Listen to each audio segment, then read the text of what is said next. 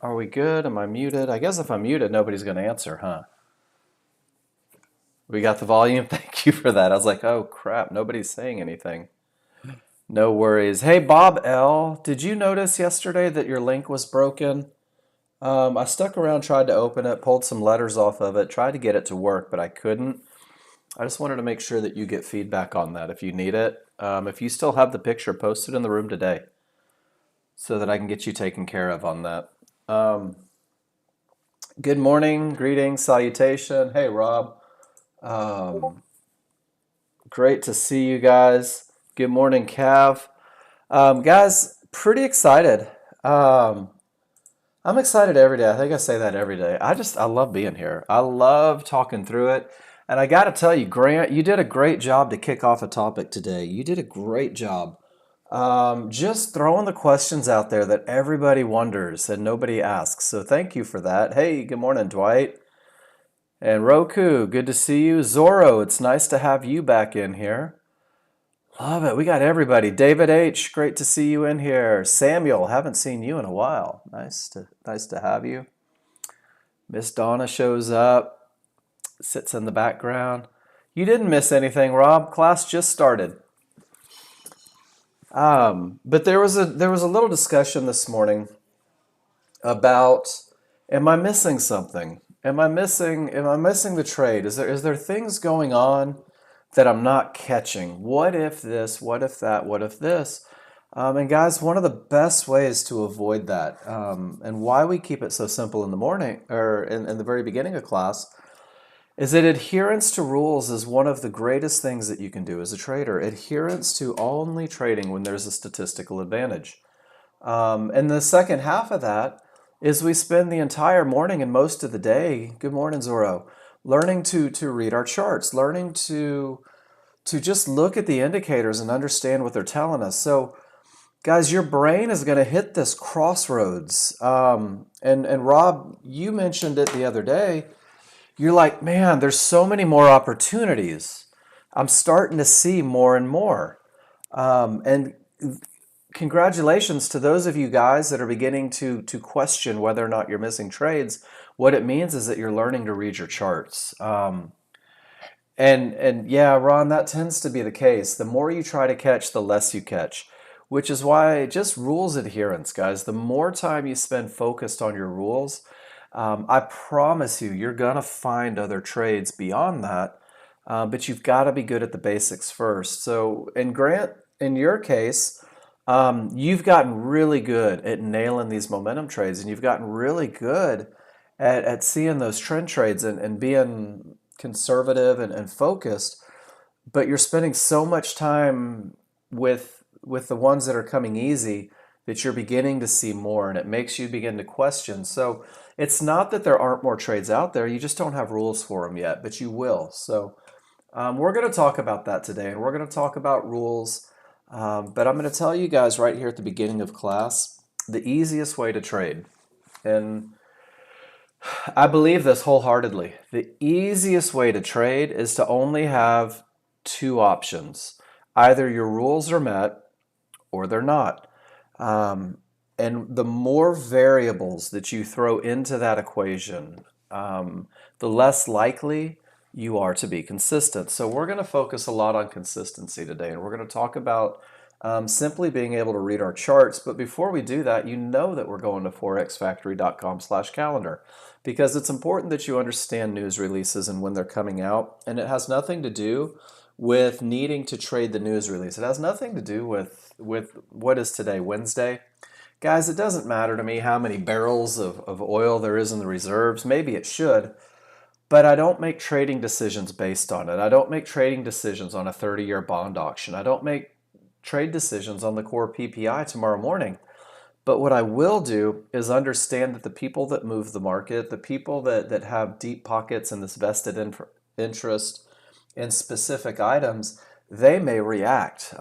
So in crude oil at 10:30 a.m. when they release these barrels, there's probably some people that are just waiting to see if it's positive or negative so they know whether to go long or short.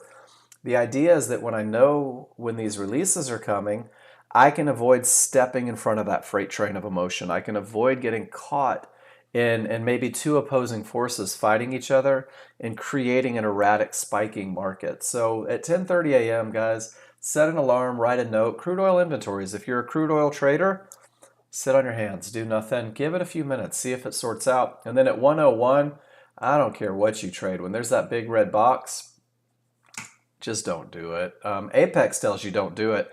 Apex, if you guys are using these funding firms, will actually tell you that if you have a big successful trade, but you trade it into news, that it's a windfall, that it's luck, it's not skill, and they don't reward luck. And you actually won't get paid for that trade, is my understanding. So avoiding news. And then everything that we talk about, guys, comes from the education page.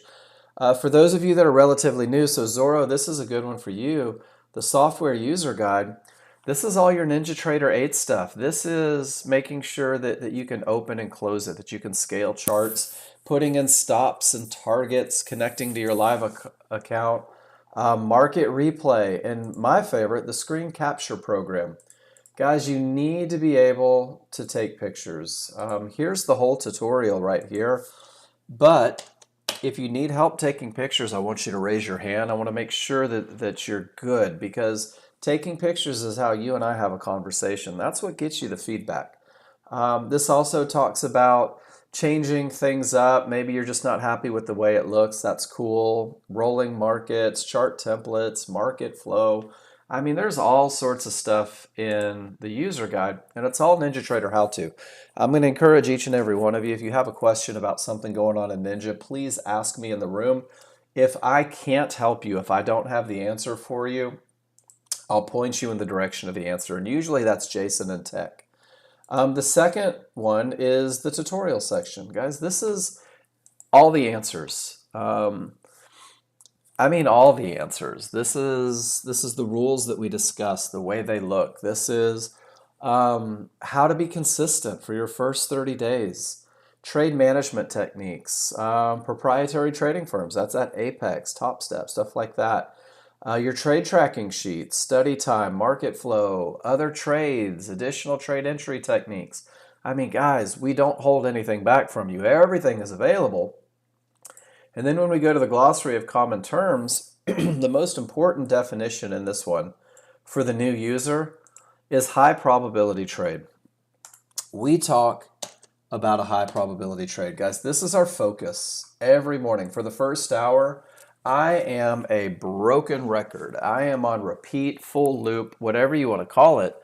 But I talk about a high probability trend trade for the first hour every day of this classroom, because each indicator on every chart agrees with the rules for the trade. And this is when the triggers are their strongest and no termination conditions exist. And there's no trouble spots between you and your entry target. And guys, this is the trade that typically wins 70 to 80% of the time. This is the trade that is going to provide you a truckload of confidence through the memory of success. Guys, this is the trade that's the easiest to manage, the easiest to pinpoint your entries. And this high probability trend trade, guys, this is your foundation trade. This is the one that you need to learn, because this high probability trend trade, guys, turns you into a chart reader. And that's probably the most important skill that you can have, because that goes back to whether the rules are met or the rules are not met. Once you're a chart reader, once you understand what your indicators are telling you, well, then you'll understand whether or not your rules are met. And the cool thing is if your rules are met, you have a statistical advantage. We trade patterns in the market that have been proven, that have been back tested, that have been researched, studied, and put through the ringer thousands upon thousands of times. And each and every time you take this trade, this high probability trend trade, the likelihood of you winning is more than the likelihood of you losing. And what a wonderful way to have a trade plan. Good morning, JW. Good to see you. So what we're going to do with Nexgen, my job and my goal every day is to get you proficient at chart reading. And I want you to remember, I'm going to use my wife's favorite word here. I want you to give yourself a little bit of grace. You are brand new. You haven't been using Nexgen for your entire life. You haven't been day trading since you were 4. You're learning a new language. You're in college and you've just started a brand new degree plan. So give yourself a little time to get good at this. Ask a lot of questions. Sit on the front row and raise your hand because chart reading is the most important skill that you can have. You're going to get it from the high probability trend trade. But chart reading is going to be about 90% of what you do during the day. 90% of the time, you're going to look at your indicators and you're just going to ask yourself, do I have the advantages that I need to take a trade? Good morning, Miss Debbie. And when you're good at chart reading, that 10% is going to put you into a trade. So you're going to understand, looking at your charts, first, where the market is likely to continue. These continuation points are the best of the best. This is where you're going to get into that high probability trend trade. This is where you're going to be able to reduce risk. This is where you're going to be able to maximize your profit potential. And then you're going to understand where the market is likely to go. And this is going to help you put targets in the correct spot. This is going to keep you from hoping and wishing that the market does more than the market is willing to do. And then finally, you're going to understand where the market is likely to stop. And these likely to stop areas are what we call termination conditions. Excuse me. And termination conditions are nothing more than where the people that move the market are making decisions, where the buyers are buying and the sellers are selling. This is where profits are being taken, trades are entered, trades are exited, and very much of the time, these likely to stop areas are where the two forces are going to fight, where buyers and sellers are going to duke up and go at it, and you don't want to be caught in that. So understanding where the market is likely to stop pays huge dividends. And then that's really your first 30 days and beyond, guys. Consistent winning trades, focusing on quality over quantity for the first 30 days. And that's focusing on that highest probability trend trade that happens after the market reverses from one of those likely to stop areas. And then once you get your chart reading down, once you're good at recognizing advantages, and it doesn't take long, we focus heavily in this first hour on trade entry precision, getting into the market where it's most likely to continue. Everything that I do revolves around simplicity, guys. I started learning the software 3 years ago. I had zero background in the markets. I couldn't even fathom how you could sell something that you didn't already own. I'm not a technical guy. I am an English lit major, daydreaming, artsy-fartsy kind of guy. So I can't build a watch, but I sure as heck can read it. And trade entry precision isn't a difficult task if you allow it to be simple. That's what we're going to do in the first hour. And then from these great entries, you'll begin to manage your trades. So the easiest way to get to where you want to be, and I'm talking to you guys that are brand new. A lot of people try to circumvent this process. I did personally. It resulted in about $5,000 worth of losses over the course of 2 hours because I had no idea what I was doing. Post in the room. I want to see your trades, guys. I want to see every trade that you take, win, lose, or draw, especially lose or draw. Because all we're going to do is we're going to talk about what it is that you see. We're going to talk about what you see on your charts because we're learning to be chart readers. We're going to talk about the advantages that are present. We're going to talk about your entries. We're going to talk about your exits. And the whole idea is that you and I can work together to get you better at chart reading, to get you better at entries, to get you more money out of these trades, and to keep you out of the trades that remove your statistical advantage. So every time you post in the room, guys, whether it's a trade or not, I want you to tell me what you see. That's it. I just want you to pretend like we're having a conversation. Hey, Mark, I noticed that everything was red and there was a lot of strength and there was a termination condition and I got run over and I lost this trade and I just can't figure out why. And then you and I'll just have a conversation about what I see. We'll compare it to what you see.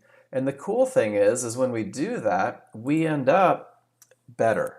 You end up better at reading your charts. So post everything. Guys, if you're looking at your charts and you're like, what the heck is that? Take a picture of it. Drop it in the room. My imagination is good, but it might be too good. So if you try to describe a scenario in the room, it's difficult for me to follow.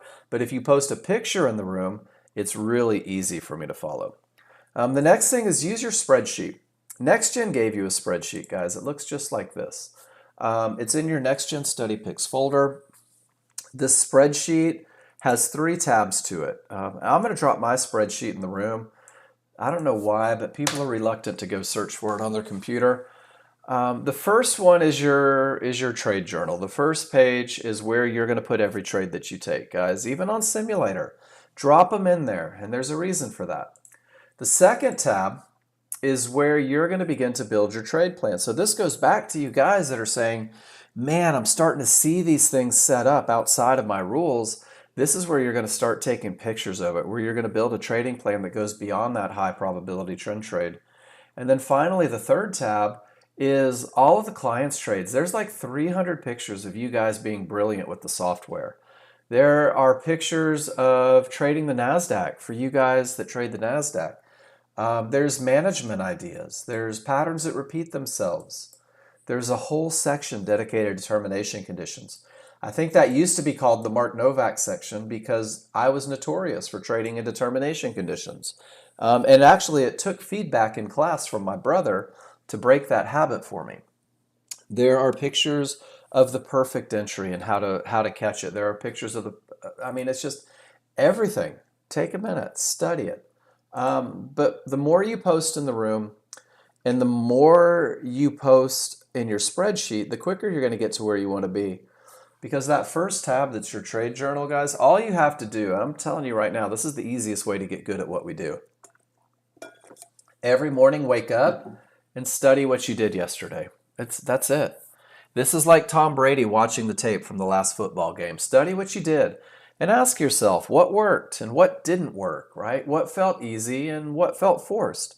And this little historical study, guys, each morning, it prepares you for the day, right? Because if you look at your trade journal and it says, man, I traded into a termination condition and I lost. Well, now going into the day, you're thinking, maybe I don't want to trade into those termination conditions. Or if you look back and it says, don't miss this setup, it's perfect. Well, that's exactly what you're looking for. So you're eliminating the things that are bringing you problems. You're recognizing patterns that are bringing you success. But most importantly, 100% most importantly, is you're recognizing patterns in yourself. Everybody has a thing. Some people trade into termination conditions. Some people just can't trade with momentum because it means they have to be patient. We're going to recognize your thing when you post in the room, when you go back and study, and then we're going to work together to correct your thing.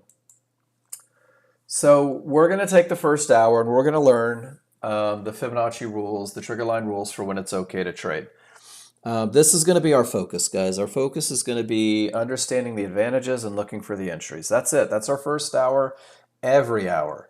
The second hour is me clicking on your charts and looking at what you're doing, going to the live market, seeing if the rules are met, talking through the chart reads that we see. And you're just going to simulate during class. A lot of you are going to simulate during class. And not post in the room and not ask for help. I want you to go ahead and break that habit today. If you take a trade and it doesn't work out, I want to see it. If you take a trade and it does work out, I want to see it. And the cool thing is, guys, is if you take a trade and you got lucky, I'm going to tell you you got lucky. I'm not going to tell you, hey, way to make money. I'm going to say, man, I love that you got paid on this one. Good job. But here's the deal. You broke every rule I can ever think of. You gave up every advantage I've ever seen in life. And you just got lucky. And what that does by not trading the rules, by not having those advantages, is you get this short-term victory that feels good. We call it the simulator millionaire. And then once you go live, all those bad habits that you're creating on simulator typically come back to bite you in the ass. So we don't want you practicing the wrong trades. Really want you focused on advantages.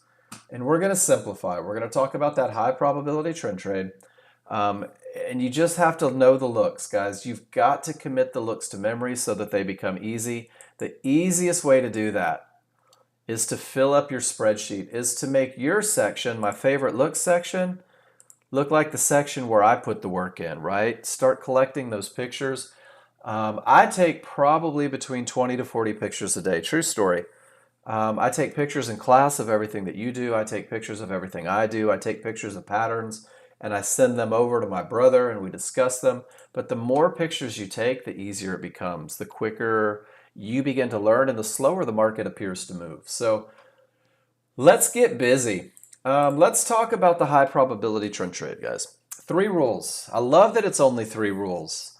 In the beginning, I want your only option to be rules met. I'm in a trade. And if the rules aren't met, it's okay to sit on your hands, take pictures, see what happens next, but really commit to committing to having a statistical advantage each and every time you pull the trigger. These three rules, each one creates an advantage. And a trade is an accumulation of these advantages. A trade is momentum, which comes from rule number one, a clear path, which comes from rule number two, and an entry area, which comes from rule number three. And these three rules, guys, they come to be on only two charts. And we had a great question today about what about lines on this chart? Do they affect this chart or that chart? I want you to keep it simple, guys. Large chart leads the way. Your large chart through the most current bar, through the first bar on the chart, highlighted in black right there, you're going to be able to define direction, momentum, and areas. Your first two advantages, momentum and a clear path, happen on the large chart. This is where these items are defined. So the most current bar, it's like a broad stroke of a brush. It's this slow-moving train, and it gives you really the overall temperature of the market. It kind of lets you know. Let's go through my pictures. I love sharing pictures with you guys. The large crowd is the large chart. The people in charge of the large chart. The guys with the money that create the movement, they're the large chart. The people that establish the momentum, that's the big crowd. We don't want to fight them.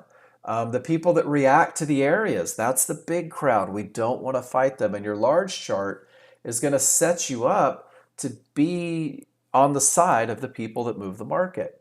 Once they say that you're going up, that the strength is there, that there's nothing in the way, then you're going to turn your attention to a smaller, faster chart. And guys, the whole basis for the high probability trend trade is when the market is strong up, buy a pullback at support. And when the market is strong down, sell a pullback at resistance. Your small chart refines the broad stroke of a brush. It takes that one bar and turns it into 15 to 30 bars, and you will literally be able to define the low and enter at it. And you'll be able to define the high and sell right at the high. And by using this refinement chart, it allows you to increase your profit potential. It allows you to minimize your risk. And this refinement process is the reason that it's so easy on the high probability trend trade to win more than you lose, because it's so specific. The entries are so precise, and they all revolve around the advantages. So rule number one says that we must have strong triggers. That's going to provide us the advantage of momentum. Your large chart is going to define direction and momentum. Rule number one is going to have the first two out of the three knocked out. And direction's easy. If the background's green, it's going up. If the background's down, it's going down. Or red, it's going down. So the large crowd tells you which way they want it to go. The large crowd says whether or not it's going to go up or down. And if you choose to only trade with the large crowd, well, then you've already given yourself an advantage. And the thing is with strong triggers is I can't have strong triggers if the color of the triggers don't match the background. So when the background is green, my small triggers, these solid lines, and my large triggers, these dashed lines, they're just moving averages. That's all they are. They're nothing special. But when my small triggers break above the large triggers, when space is created between the two, scissors opening. I want you to picture it in your head. The scissors open. You can't cut if the scissors aren't open. So when the space is between the two, guys, the odds are favorable for the market to continue up. Odds favorable momentum is what you're going to hear in class all day long. And then, of course, it looks exactly the same, just upside down if the background is red.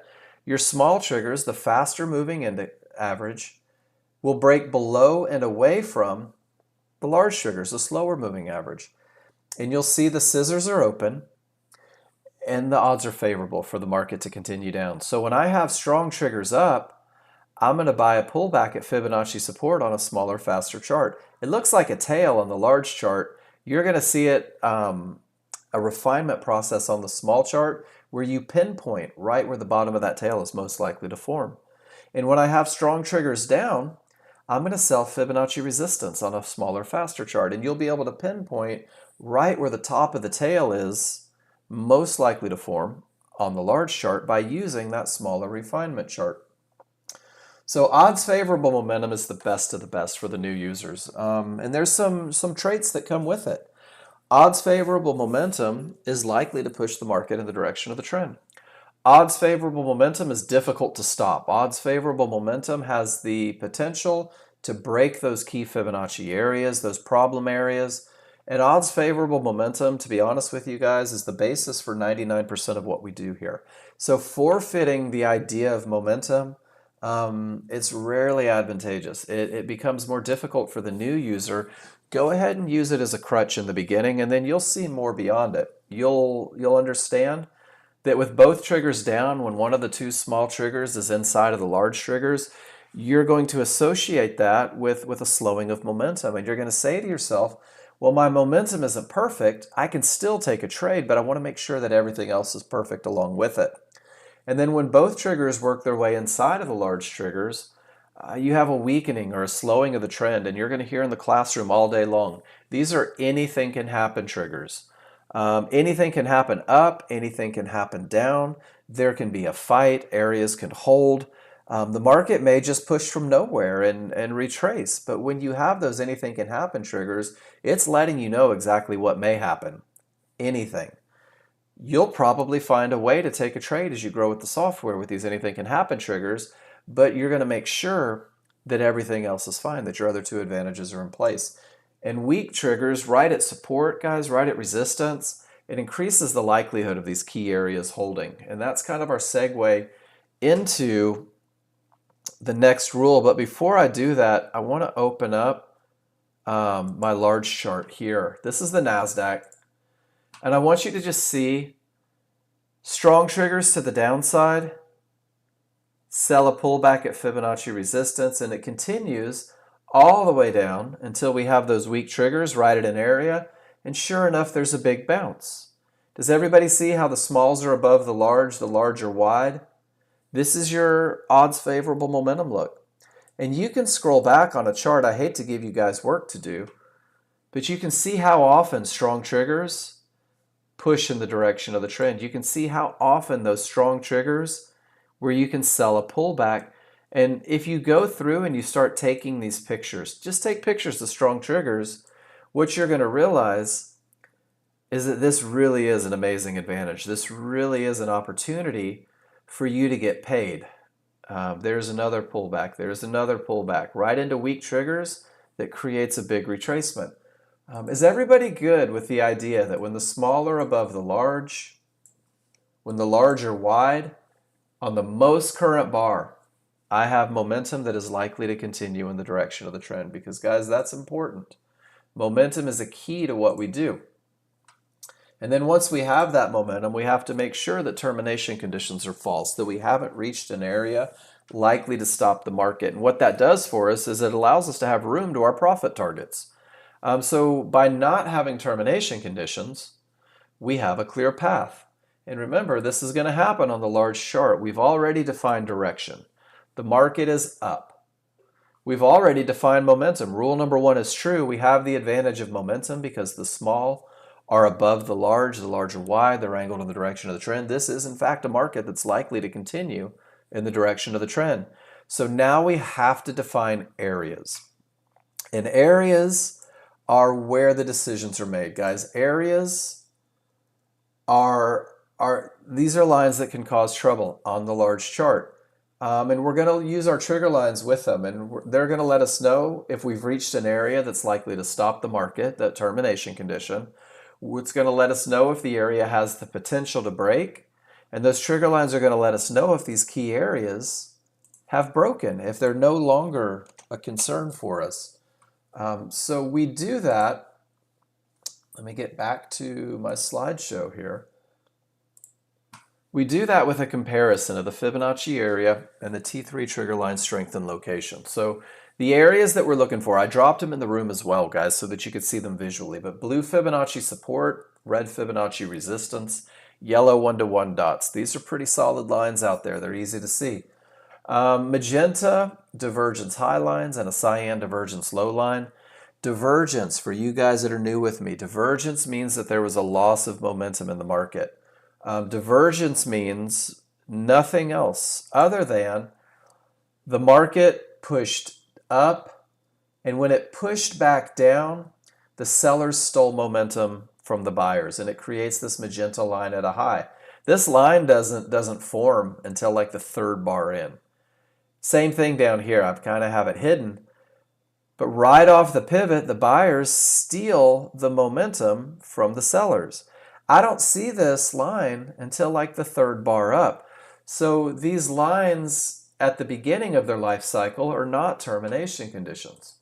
What happens is that there's a recipe to determine whether or not these areas are likely to stop the market. And if price reaches the area, remember, these are where decisions are made. So in order for the buyers to make a decision, in order for the sellers to make a decision, we want to see price reach an area. We want to see these dynamic Renko bars come down and reach Fibonacci support. When they reach Fibonacci support, check your trigger lines. If none of them are below support, don't take any more short trades on that smaller, faster chart. Don't go short because this is an area likely to stop the market. This is the recipe for a termination condition. If price reaches the area and the trigger lines don't break, I want you to become comfortable with sitting on your hands and doing nothing. I want you to be okay with the idea that you don't know what's going to happen next. And it's all right to simply sit on your hands, to wait, because the buyers and sellers may fight.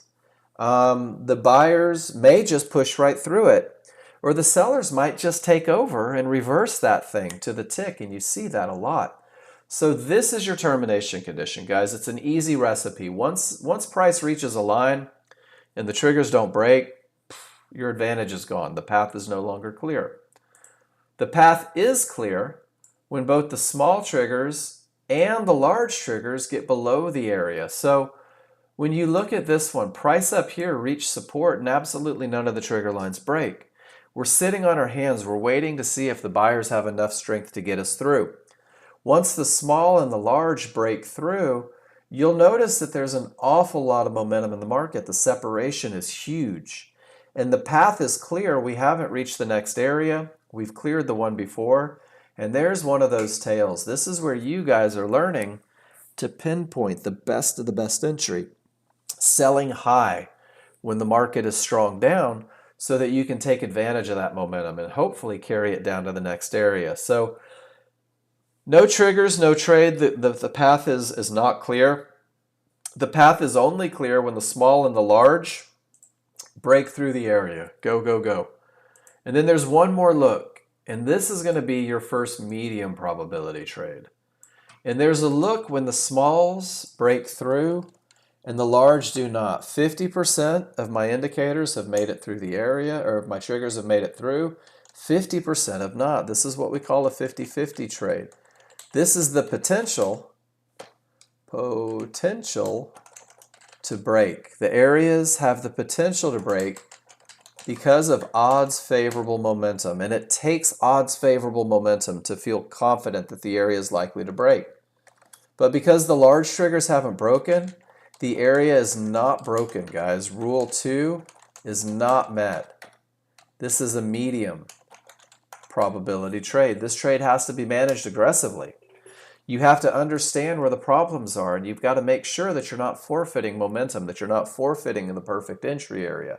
This is going to be your first medium probability trade. I'm going to give you an outstanding plan to take it with the highest chance of success. But for the new user, let's keep it really simple. Let's focus on either the small and large have broken, the path is clear, or the small and large have not broken, the path is not clear. And guys, this is going to be the easiest way to become a chart reader, is if you just allow it to be simple in the beginning. Remember that 90% of your day is spent reading your indicators. 90% of the day is spent waiting for these advantages, and this kind of illustrates it. The market pushes directly into resistance, and when it does, each and every one of you in this room, I've got 27 people that just said to themselves, the triggers are below, I'm not going long. This is a termination condition. It's an area that may reverse the market. It's an area that may create an untradeable bounce. The reality is I don't know what's going to happen, but I'm not willing to forfeit my advantage. And thank goodness, because you would have been stopped out. And then the market pushes all the way down to Fibonacci support. That pushes all the way down to that mid-band area. And you'll notice that the large triggers don't even follow. They're all way above the areas. But do you see the gap back to the large triggers? There was room for an entire bar before it hit its head on those triggers. This is what we call the gap theory. This is the look that defines a midband that is behaving as a termination condition.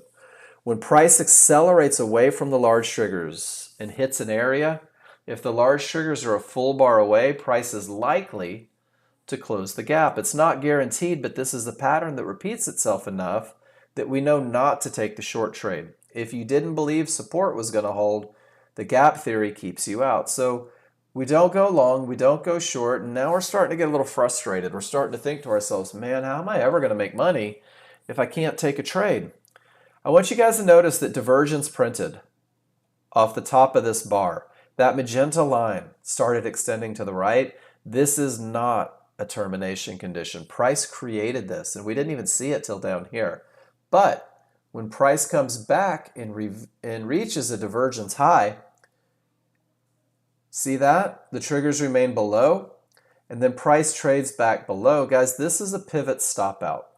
A pivot stop out is going to happen on every chart, but when it happens on a large chart, it creates a termination condition. Price reaches the area and triggers remain below. Pivot stop out say don't take any long trades if price pulls back below. It really is that simple. If it's with Fibonacci resistance behaving as a termination condition, it adds power to the top. This termination condition reverses the market. This is the recipe for a strong top. A strong top is the precursor to the highest probability trend trade you can take. So when you get a no triggers through termination that reverses the market, notice how it gives you odds favorable momentum. Price has not reached Fibonacci support. All my triggers are below Fibonacci resistance. My path is clear. And guys, there's that tail. This is where you guys are pinpointing that entry, that best of the best entry. This is where your patience is rewarded. The 90% that you don't do is rewarded in the 10% where your rules are met. And this is the one that typically wins 70 to 80% of the time. This is the one that creates confidence through the memory of success.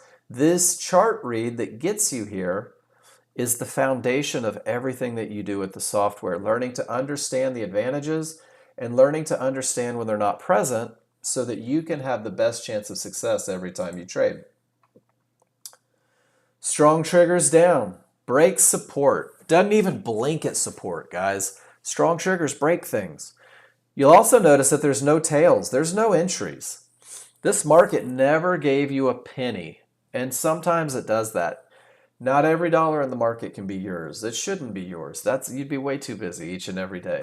We're just going to be good instead of busy. All that strength, and it goes headfirst into these yellow 1-to-1s. And when it does, Zorro said, man, all my triggers are above these 1-to-1s. I'm going to sit and wait for the reaction rather than hope it breaks. Zorro, great job. You didn't get stopped out of your short. The buyers pushed hard off of those 1-to-1s, but they pushed directly into resistance and all the triggers were below. So you can't go short, but you also can't go long yet. So we're in waiting mode. And guys, this market spends 45 minutes without a clear path, 45 minutes with triggers that don't agree in color, until eventually you end up with momentum, a clear path, and a pullback for an entry. The 90% that you don't give away here allows you to capitalize on the best of the best. It allows you to keep every penny that you make all the way up to Fibonacci resistance.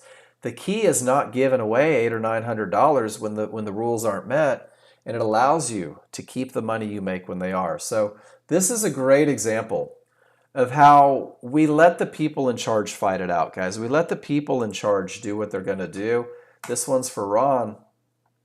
I want you to think of the people in charge as sharks. Guys, they're big makos, great whites, whatever they need to be, but these sharks control the market. These sharks create momentum. These sharks react to the areas. Morning, Norbert. Be a remora. Go ahead and get it in your head on day one that you don't have to be the first person in the market. You don't have to be the last person out of the market. But if you let this guy do his thing, if you let this guy give you momentum and a clear path, he's gonna rip right through a school of tuna, and you can get well fed. You can make a career on catching the moves in between his reactions. So we don't have to be the first person in at the bottom hoping that it goes. We simply wait for these guys with all the money to make it easy. And that's termination conditions, guys. Termination conditions are going to happen all day long. Termination conditions are going to happen at highs. They're going to happen at lows. Termination conditions are going to allow you to understand where the market is likely to stop. Termination conditions are going to allow you to understand when you have a fantastic anchor in order to launch off of. So price reaches an area, no triggers, no trade. Guys, sit on your hands. Sometimes the market turns from nowhere. You're going to see it. Sometimes everything says down and it goes up. And sometimes everything says up and it goes down. I'm going to give you one more termination condition. And this one is directly from the list here. Any third divergence in the same area, it may reverse the market. Any three divergences in the same area may reverse the market. And you're going to see it on a small chart, that fast chart, before you ever see it on a large chart. Areas on the small chart are where we define entries. Areas on the small chart is where the market is most likely to continue when they're inside of triggers. Areas on the small chart are not termination conditions. In fact, this blue fib gave me a bounce right to my perfect entry. Thank you, blue fib. But three divergences in the same price range, guys, that may terminate the trend. This is three losses of momentum. You see it because there's a negative number, because there's a cyan line, a light blue line. The negative number means nothing. Trust me on this one. The negative number has nothing to do with anything. It's just a byproduct of the calculations letting you know that divergence is true.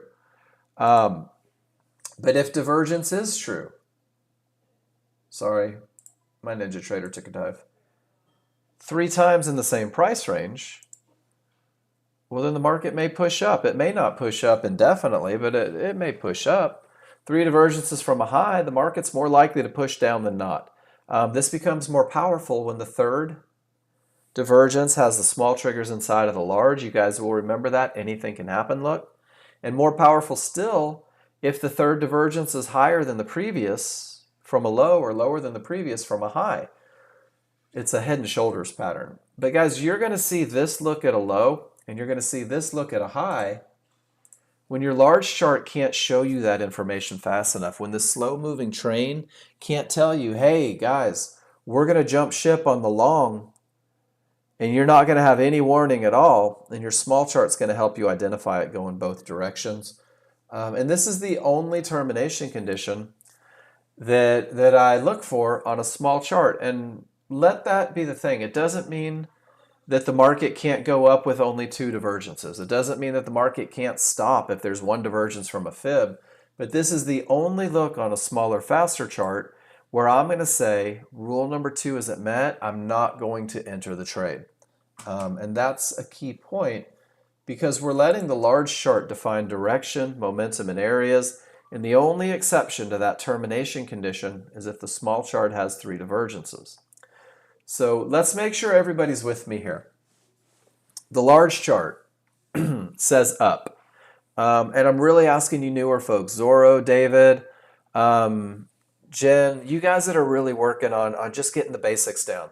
The background is green on the most current bar, therefore the market is moving up, which means as a brand new user, I'm only looking for rules to be met for high probability trend trades long. And remind you guys, you are under no obligation to answer me in the room, but I'll tell you right now, the people that do tend to get to where they want to be faster.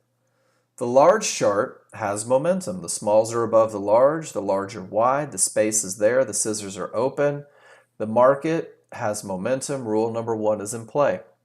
The market has not reached Fibonacci resistance. The price bars are well below, but it's cleared the previous area. I have direction, I have momentum, and there are no termination conditions in my way, therefore I have a clear path. It's time to refine the broad stroke of a brush. It's time to, because Everything says up.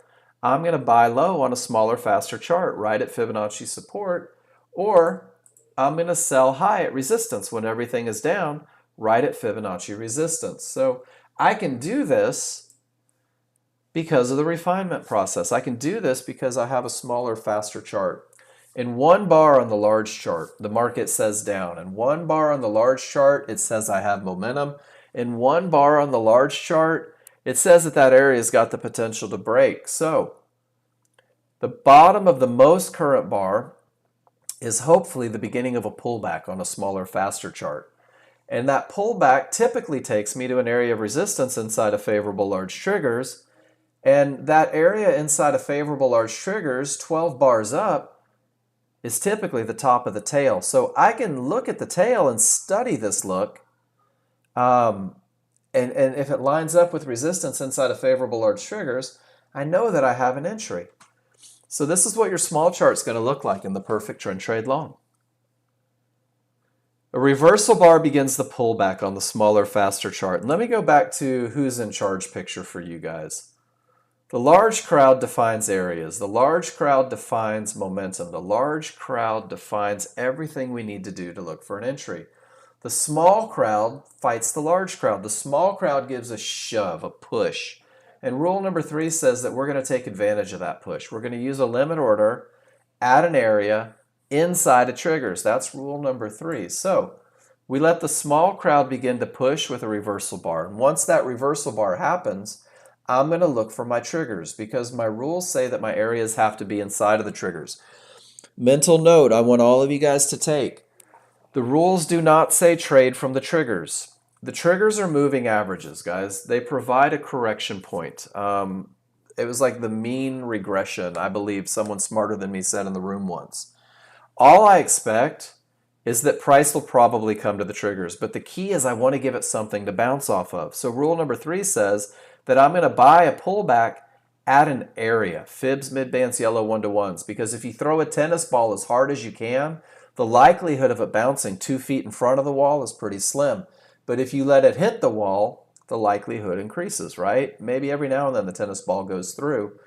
But when I get a reversal bar, it signals the pullback. So I identify my correction point, the triggers, and I give it something solid to bounce off inside. Fibs, midbands, yellow 1-to-1s. So for a long trade, your window of opportunity, the point where the market is most likely to continue, is going to be from the highest point of support to the lowest point of support. This is where it's most likely to continue with direction, with momentum, with a clear path. Your limit order, you'll wait for the market, you will literally buy it on its way down, is going to go right above the highest point of support, a tick or two. This is your entry. This is the best of the best, guys. This is the one that you're looking for. This is your first 20 days with me. Reversal bar prints. Identify your triggers. This is where I expect those price bars to go. Identify something to bounce off of. Fibs, midbands, yellow 1-to-1s inside of triggers. This is your entry, guys. The limit order goes just below it. And this is your focus for 20 days. These areas outside of the triggers, beyond the correction point, these aren't a part of your window of opportunity, guys. We don't want to get in up here because once you're up here, you're beyond the correction. You're beyond the best spot. So when you put the two charts together, everything begins with momentum. The large chart is up. The large chart has strength. And then a lot of you say, but Mark, there's only 4 ticks to get to trouble. There's only a few ticks worth of profit before I smack into something solid. And this is where rule number 3 pays dividends, guys, because we're not trading the top of the bar.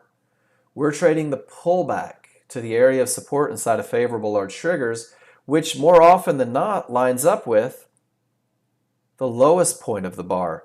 So that $50 turns into $250 worth of profit potential. By waiting for the pullback, you increase your profit potential. By waiting for the pullback, you decrease your risk. So you can go through and you can circle these tails after the fact on a larger chart. You can circle these tails, and if they line up with support inside of favorable large triggers, well, then you know you have a trade. You know that you have a high probability trend trade. You know that it's the best of the best. And let's see if we can't put 2 charts together real quick. Woo, crude really went up, didn't it? I want one that kind of just picture perfect. Let's do this one.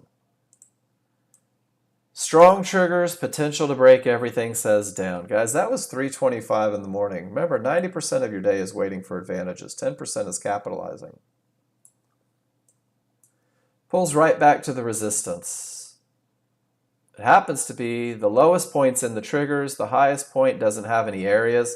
Your entry happens at the midband. But guys, this is something that happens every day. I'll just slide it over to the potential long, and you'll notice that it pulls right back to the midbands. It pulls right back to support inside of favorable large triggers. And if you back up a little bit, it pulls right back to a midband. So sometimes they're not inside of favorable large triggers. This is where you have to say to yourself, that's not my trade. But if you scroll back and you just start looking and you just start circling tails, man, I love the look of that momentum, and it pulls back. So what you're doing is you're developing trust in the idea that patterns repeat themselves, that over and over this is going to happen, over and over you're going to have an opportunity. And what this does for you is it develops trust in the idea that the pattern will repeat itself, that there will be opportunities for you.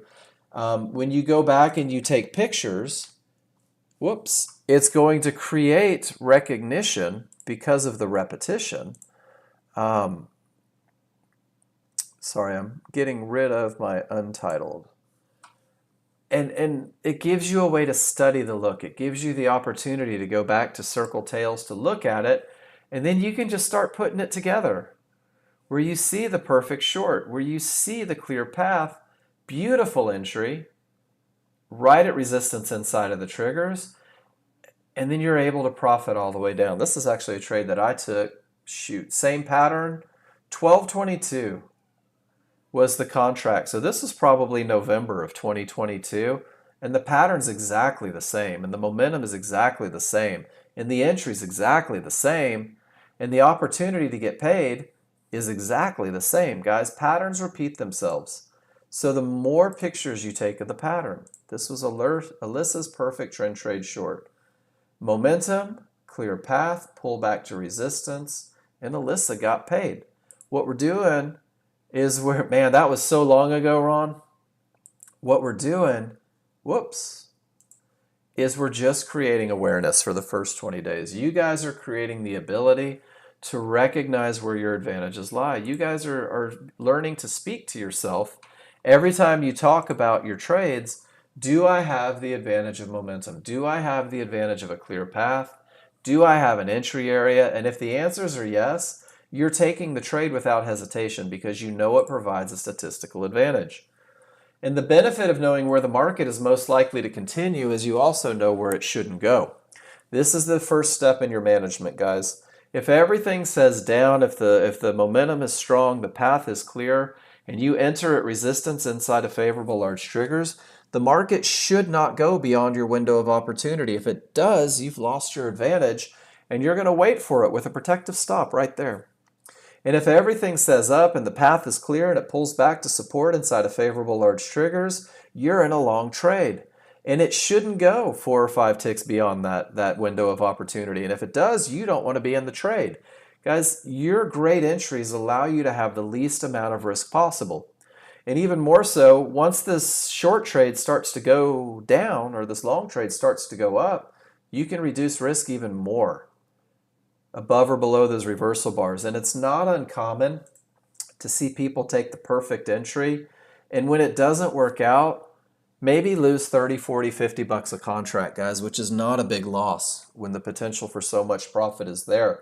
But I want you guys to get comfortable right now with the idea that you're going to lose. And it feels like, oh no, I don't want to lose. Losing is a negative, right?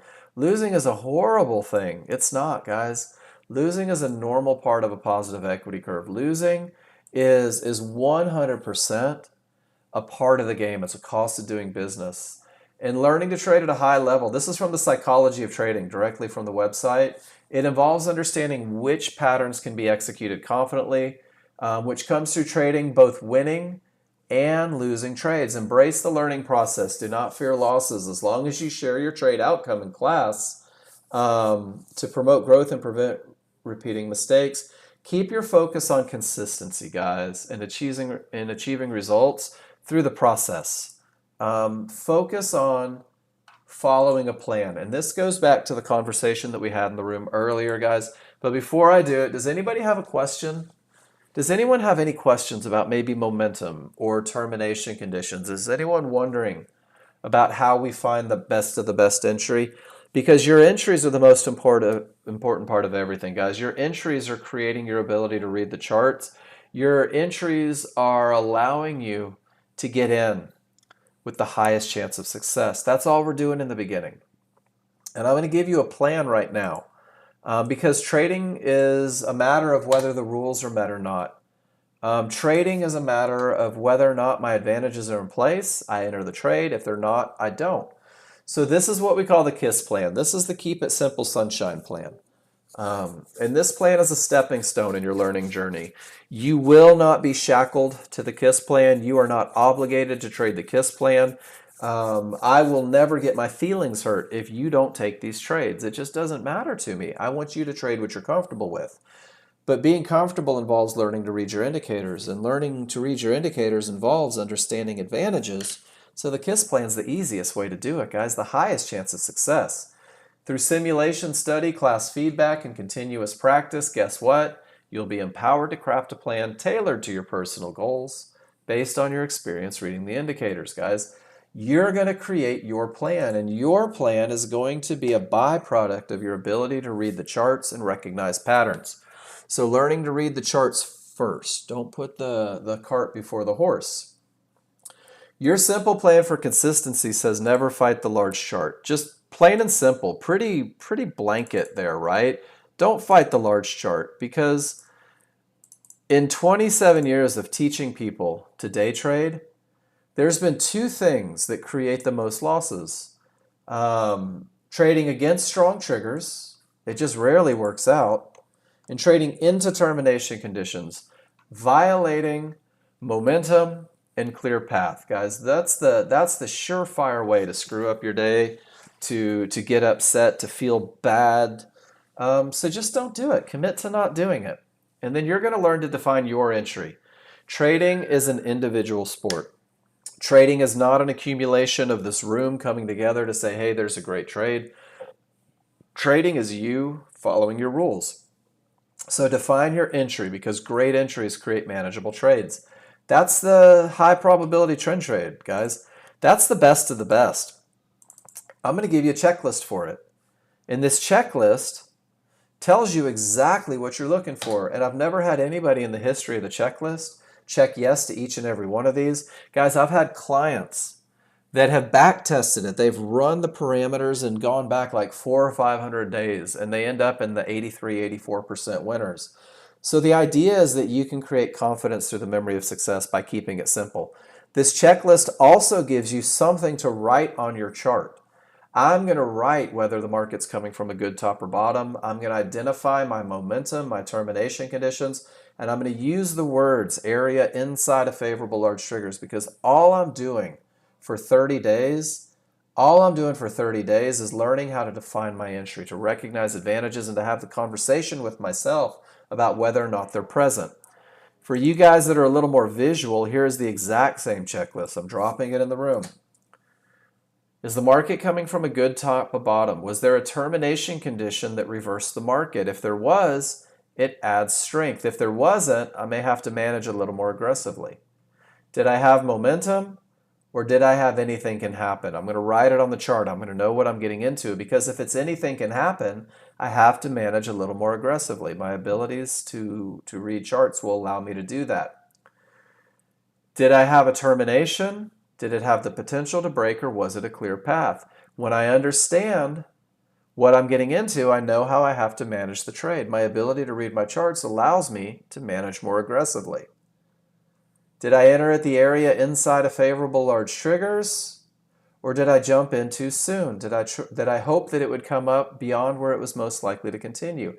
If I use the language area inside of favorable large triggers, it reminds me exactly where I'm looking for my best of the best entry, and it creates the opportunity for me to be consistent. So both of those are in the room. And then once you get into the trade, guys, you have to do something with it. You have to be able to manage it. The type of trade you're taking will determine the management approach to the trade. If you're taking a high probability trend trade, guys, this is the easiest trade to manage because every advantage is in place.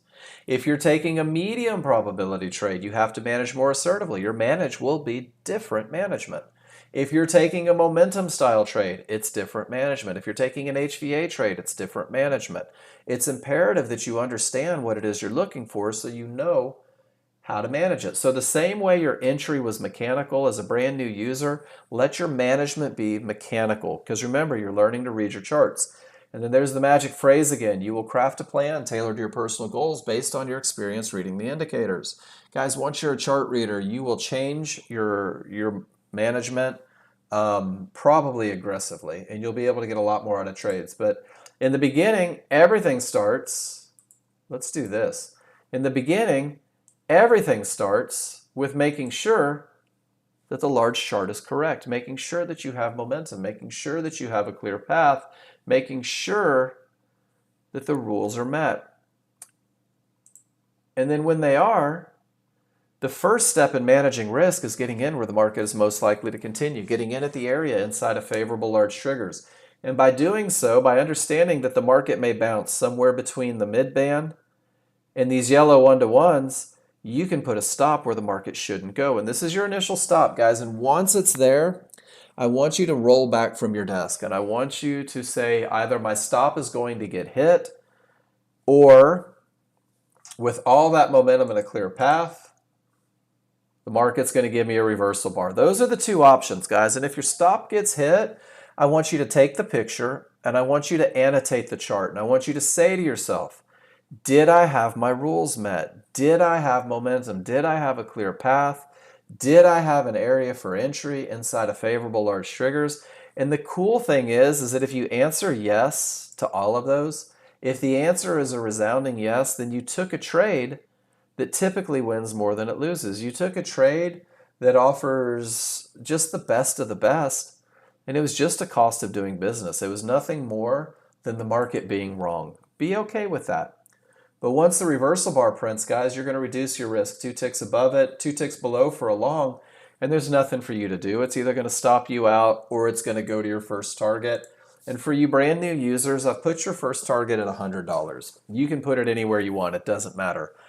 But $100 is pretty easy to reach when the rules are met. $100, it's hard to stop a market with that much momentum. And $100 feels good. $100, here's the cool thing. If all you made was $100 twice a day, you still made $48,000 that year. You don't have to have the giant moves in order to make money in the market, guys. They add up. So $100, you're in, you feel good, the confidence is growing, and then you're going to move your stop to break even. And once you move to break even, you have zero risk on the market, you've been paid, and life is good. And all you're doing by going break even and holding that trade is you're reminding yourself that the only reason you were in it in the first place is that all that momentum was in place, that path was clear. So you're break even, you've got nothing to lose, the money's in the bank, and if it hits the second target, it's only $200 away. So on 2 contracts in probably 2 minutes, you've just made $300, guys. This is the mechanical approach, and it doesn't matter what happens after. It doesn't matter if it runs for another 1,000 points. You just made $300, guys. And $300 a day is a $72,000 year, right? And $500 a day is a $126,000 year. You don't have to make an awful lot of money to make an awful lot of money. You've got to be consistent. You have to be focused. You have to give yourself a statistical advantage every time you enter the market. That's what we do for the first hour, guys, is we talk about whether or not the advantage is present. We do it on a large chart first, and then if the advantages are present, we look to the small chart. Right now, my large triggers are red and my small triggers are green. Price reached resistance and none of the triggers have broken. Guys, there's nothing for me to do. I don't have momentum. I don't have a clear path. And as the brand new user, there's absolutely no reason for me to do anything. The flip side of that is as you grow with the software, when this termination stopped the market cold, when divergence is printed right from it, when everything began to roll and it pulled back to this support, there's a lot of you that are going to find an opportunity somewhere right around this support when you grow with the software, when you become a chart reader, and you'll be able to take it right up to the trouble spot. But in the beginning, you have to keep it simple. When you have strong triggers, when all the triggers are above resistance, all you have to do is define where the market is most likely to continue. So I look from the bottom of the triggers to the top of the triggers. And there's where my correction point is. But the only lines that I have is one blue line right at the bottom of those triggers. Guys, give me a Y if you see it. With odds favorable and a clear path, the market is most likely to continue from this area of support inside of favorable large triggers. This is your high probability trend trade. It didn't get my entry. I'm not going to chase it, because watch what happens. If I chase it, it's probably going to come down and get my entry. And this one will go win just to prove me wrong. But momentum wins, guys. The idea is that you can identify where it's most likely to continue, that you can take that trade, that you can feel comfortable with that trade, that you can just repeat over and over. And sometimes you have to wait a minute. So, guys, that's my first hour. It's the same first hour every day. It's the same first hour on Monday that it is on Thursday, that it is on Wednesday, that it is on Friday. And we're just becoming chart readers. That's all it is. So the second hour, I'm going to start looking at your pictures. We're going to talk about your charts. We're going to address anything that you need to address. The only way that I will absolutely positively refuse to help you is if I don't know that you need help. So be vocal if you have a question. But I'm going to take 5 minutes. And I will be back, and when I come back, we're going to start looking at pictures. Mic silence for about 5 minutes, guys.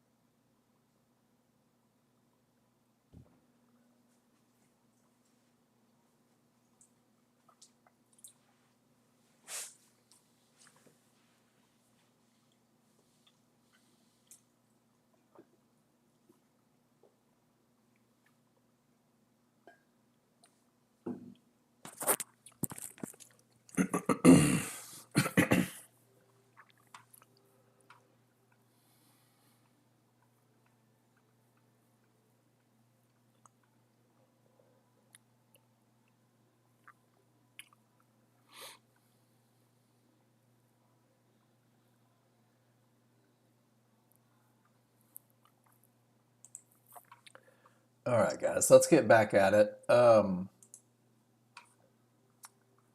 be curious to see if it actually comes back to the area. So this morning, we had some great questions at the beginning. Grant and Lyle both. Lyle, you asked me, and I hope you're still in here. When there is a fib number on the small chart but not the large chart, how much do you give it? Are you saying, hypothetically, I have a fib on my 5-1 that you don't see on your large chart? I just want to make sure that I'm reading the question right. Oh, look at that. So glad I didn't jump in. Um, is that what we're talking about, Lyle? I hope. Cool. So here's really the answer to that one. Um, if you see a fib on your small chart, Lyle, that you don't see on your large chart, we need to get your synthetic triggers printing over, because the way the large chart works is you're going to have fibs from your small chart and from a time frame even higher than your large chart. So if you don't see your small chart fib on the large chart, we need to go through and rebuild a little bit. I had that happening the other day, and it was a NinjaTrader error, and I actually had to rebuild Ninja on it and go through and run the indicators and rerun and repair NinjaTrader, because your large chart is going to have your small chart fibs. They'll be skinny, and they don't print all the way off. It'll also have a higher time frame that's fat, that doesn't print all the way off to the right, and then it'll have the native. So if you're not getting those synthetics, if your 5-1 fibs aren't showing up, see how that one stopped short at 56?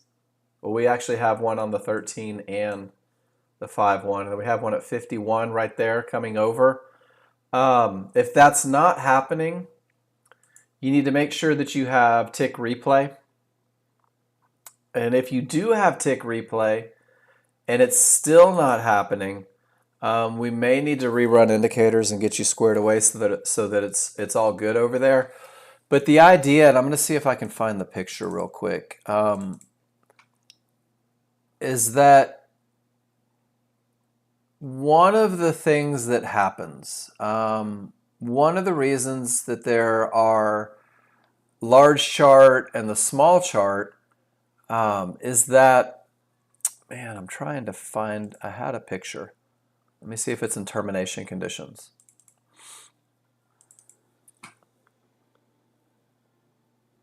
Here we go. I think you'll like this one. So you have the same fibs, everything is there, and I want you to see how the small chart looks like a termination condition, but the large chart was very definitely a 50-50. The small triggers had smashed through. The 13-2 is going to have different bars. It's a different time frame. The triggers are going to react a little differently. So we put those 5-1 lines over here, right? But we can still look like a termination on the small chart, but be a 50-50, a potential to break on the large chart. I took this picture once to remind us that they are in fact different time frames, and this is why we let the large chart lead the way, because it would have been a shame to skip this beautiful, perfect trade because you were afraid of a small chart line, because you were afraid of that small chart termination condition or perceived termination condition. So you should see your small chart lines on the large chart. If you don't, let's fix it. And it's gonna help you a little bit, and it's gonna pay dividends for you. Does that make sense? So I'm always letting the large chart define my areas. I'm always letting the large chart define my areas. I'm not allowing the small chart to do that. And then Grant, you came in, one question in 3 parts. We talked about the gap theory. And guys, I'm going to talk about the gap theory real quick, and we're going to go through and define it real fast. The gap theory is an awesome example of being able to read the charts, where when price pulls away from the large triggers too fast and too far, and you guys remember that when we talked about tops and bottoms, when price accelerates, there it is, when price accelerates away from those large triggers, creates a full bar's worth of distance, it acts like a slingshot, and it's likely to pull back and hit those triggers. So that's the gap theory. The gap theory is a large chart scenario. The gap theory is on the large chart. When price accelerates and comes back, what it does is it defines when you shouldn't be going long. It doesn't say go short. The gap theory, obviously this is a termination condition, But the gap theory says don't try to go long on a 50-50 here because the large triggers are still so far away. The gap theory also defines when the midband is behaving as a termination condition. So it's very much a large chart scenario. It's very much 100% the large chart defining when you shouldn't go short. Because a lot of times people are like, man, that was a good top. I see a short. The gap theory says just be patient. Let's wait and see. So hopefully that helps a little bit. And then the two charts, the next question was two charts. I know the large chart is the main read and the smaller is the fine tuning for the entry point, but I find they are conflicting. Large chart might be perfect, but the small chart has fibs, divergences, one-to-ones, etc. Something that is telling you to wait. I just find myself fighting which chart I am going to go with since they are conflicting at times. Can you shine a little light on these questions?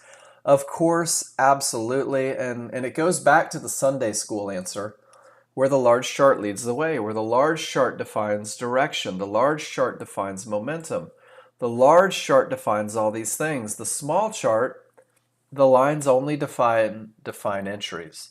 So there will be times when the large chart says everything is perfect, and you have to look for the entry, but it goes back to your entry rules, right? So for the brand new user, what are the entry rules? The entry rules for the new user say that if you have an area inside of favorable large triggers, and the large chart rules are true, well then you have a trade. And if the large chart's absolutely perfect and the small chart doesn't give you an entry inside of favorable large triggers, well then for the high probability trend trade, the rules aren't true and you simply don't have a trade. Areas on the small chart, let's go back to it again. And I love going back to this over and over, guys, because everything can be found inside of the user guide. On a small chart, you may get the perfect bounce right back to those entries of area that looks like a termination condition, but the large chart might have been a beautiful 50-50. So one line on the small chart doesn't scare me. One-to-ones on a small chart don't scare me. I may use them for profit taking, right? If I'm in a short and I come back to the line, I might take profits, but it's not a reason to exit, and this line is not a reason not to take the perfect trade. So I'm always focusing on rules, and I think that's kind of where the conversation went, is you're going to start to see these conflicts. Your chart read is going to tell you different things, but what do your rules tell you, guys? And then finally, you said the main thing you find yourself fighting and waiting on is for the two charts to be on the same background color. Is this an issue? If there is a setup, take it. And Grant, that goes back to what do your rules say, right? What do your rules say? So I took two pictures and I want you guys to see this.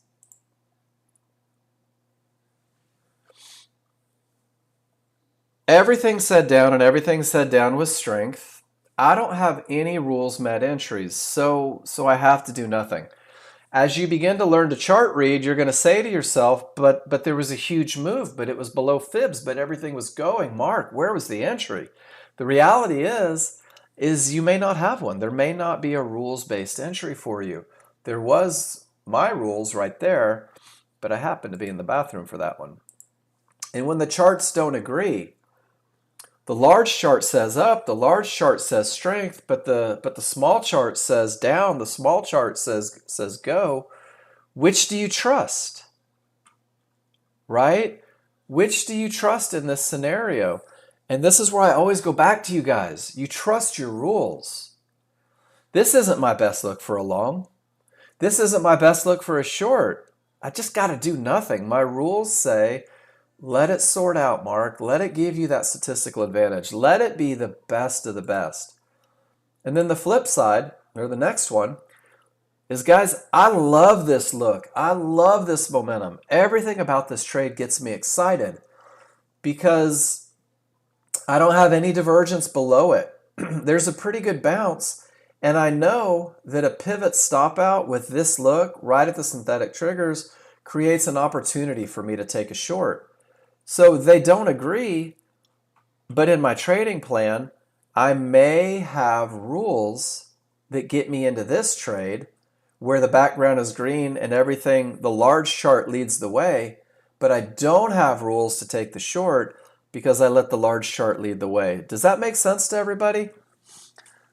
And you can start going through the chart reads on them, and I can say to this one, I've already had 3 divergences. That was a 4th divergence. It's lower. And the market's probably going down even though this says up, but I don't have rules to catch that trade, not yet. And the cool thing is you will. You will have rules one day to catch that trade.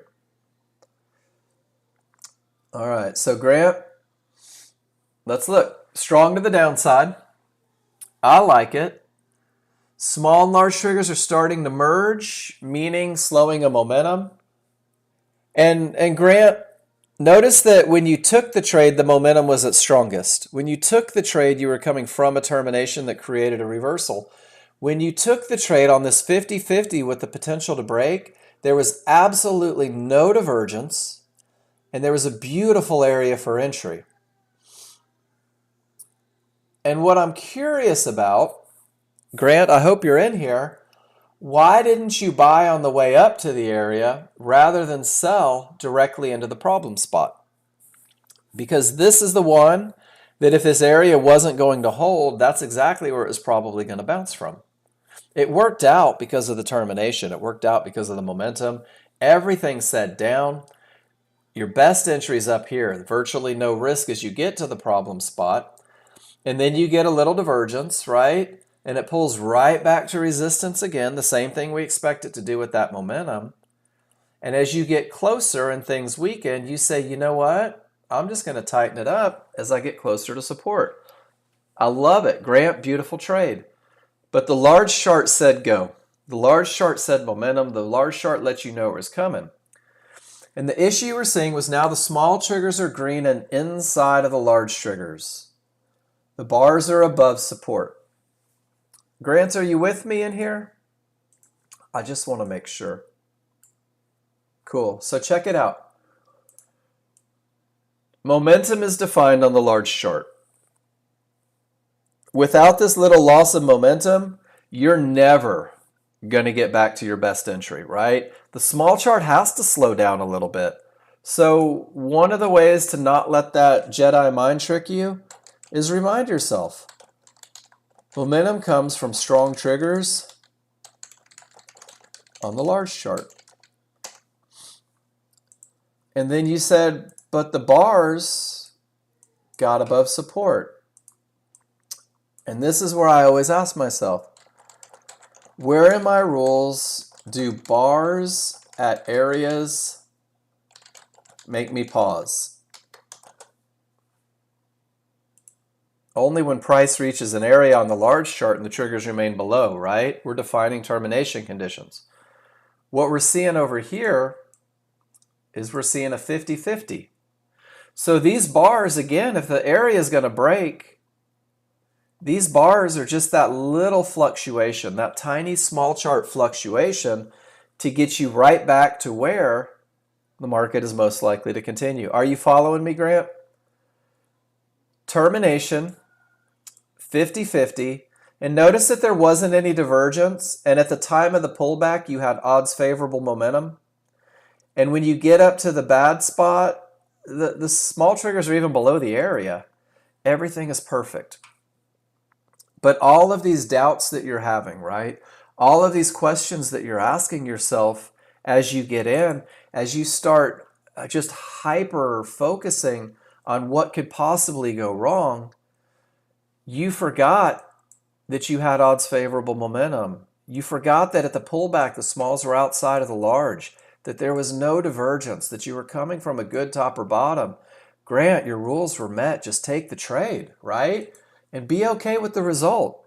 Get in at the mid-band and be okay with the result because you know that you have the best case scenario. And this is what happens when you start reading charts a little better, is you start saying, but what if? But what if these small triggers up kill that momentum there, right? This is a giant on steroids worth of momentum. And this is a little person that's anemic. And notice that I use the correct terminology there for you PC people. This guy is like, and this one is like, meh, right? That's just the small crowd. The small crowd gets us back to our entry. So when you're looking for those great entries, guys, when you're looking for the absolute best of the best, let's do this. High probability trend trade, short rules met. Small triggers were against it. Perfect short trade, smalls were against, smalls were against. Let's see. Here's a high probability trend trade short, smalls were against. So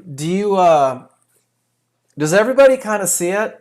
Large chart is screaming. Small chart's got to slow down just a little bit to get you in. Pictures or it didn't happen, Rob. Pictures with rules written on it or it didn't happen. Grant, does that help a little bit? Remember that these two, they work together, but with this much momentum and no divergence, there's your trade right there, right? But it's it's split, right? Is it going to go up here? Is it going to go down here? But the small triggers still came up for the push. You see that a lot. Flat triggers mean no momentum. So it's kind of cool. And I got to tell you right now that you're totally normal. Guys, I have this conversation 10 times a week. The better you get at reading your charts, the more you're going to analyze. And the more you analyze, the more you're going to try to add rules to what it is you're looking for. The more you're going to add rules to those very simple rules that give you an advantage. You were watching this one earlier. You wouldn't have thought it to break higher since all the fib lines, 1 to 10 on the large chart, etc. Yet it keep going. Sure did, didn't it? It sure did. So Grant, not your money. So this is what you have to ask yourself in this situation. I'm going to show you. This is a big thing for users. My rules not met. Rules not met, right? Rules not met, rules not met. Damn it, it went up. Where was my entry? Grant, where was your entry on this one? Where did you have rules met in any way, shape, or form to take this trade? You didn't, right? And this is hard, man. It's hard to be okay with the idea that the market's going to do that without you. But this is why we study, because I want you to see something.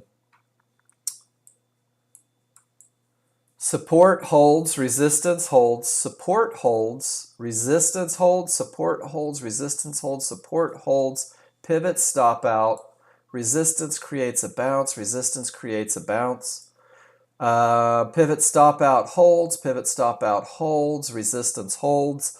So it's not the one time that it runs without you that defines a plan, guys. It's the idea that more often than not, those termination conditions absolutely screw up your day. So great job not taking it. But it's hard to feel like you didn't do something wrong when the market does what you thought it may do, even though you didn't have rules to catch it. And then Ron says he had rules to catch it. Probably somewhere right up here once he got above everything. So guys, it's okay to not be in every move. And there's that magical phrase, it's just not my money. If it doesn't provide me a statistical advantage, it's not my money. And if it does, it is. And there it is right there. Once it broke, look at that. How did I know that was Ron's trade? Thank you, Adriana. How did I know that Ron let it break? And then he took advantage of it. So, Grant, it may be your trade eventually.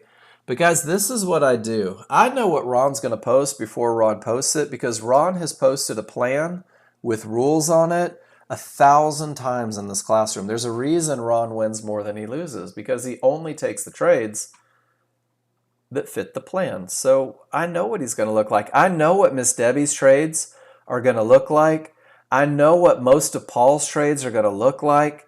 I'm already starting to understand what Cav's trades are going to look like. If Steve drops something in the room, dollars to donuts, I have a pretty good idea what Steve's doing.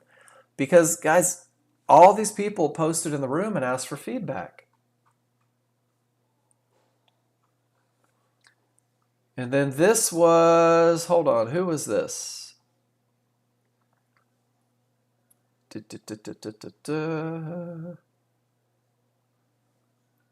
I clicked on it and I forgot to see. So this is Lyle. 1-to-1s on the small chart, 79.25, but nothing on the large chart until 79.56, which you continue to hold long until 79.51, 56, or do the 1-to-1s have precedent? So Lyle, what kind of trade is it? Let's go through it, guys. What kind of trade is it, Lyle?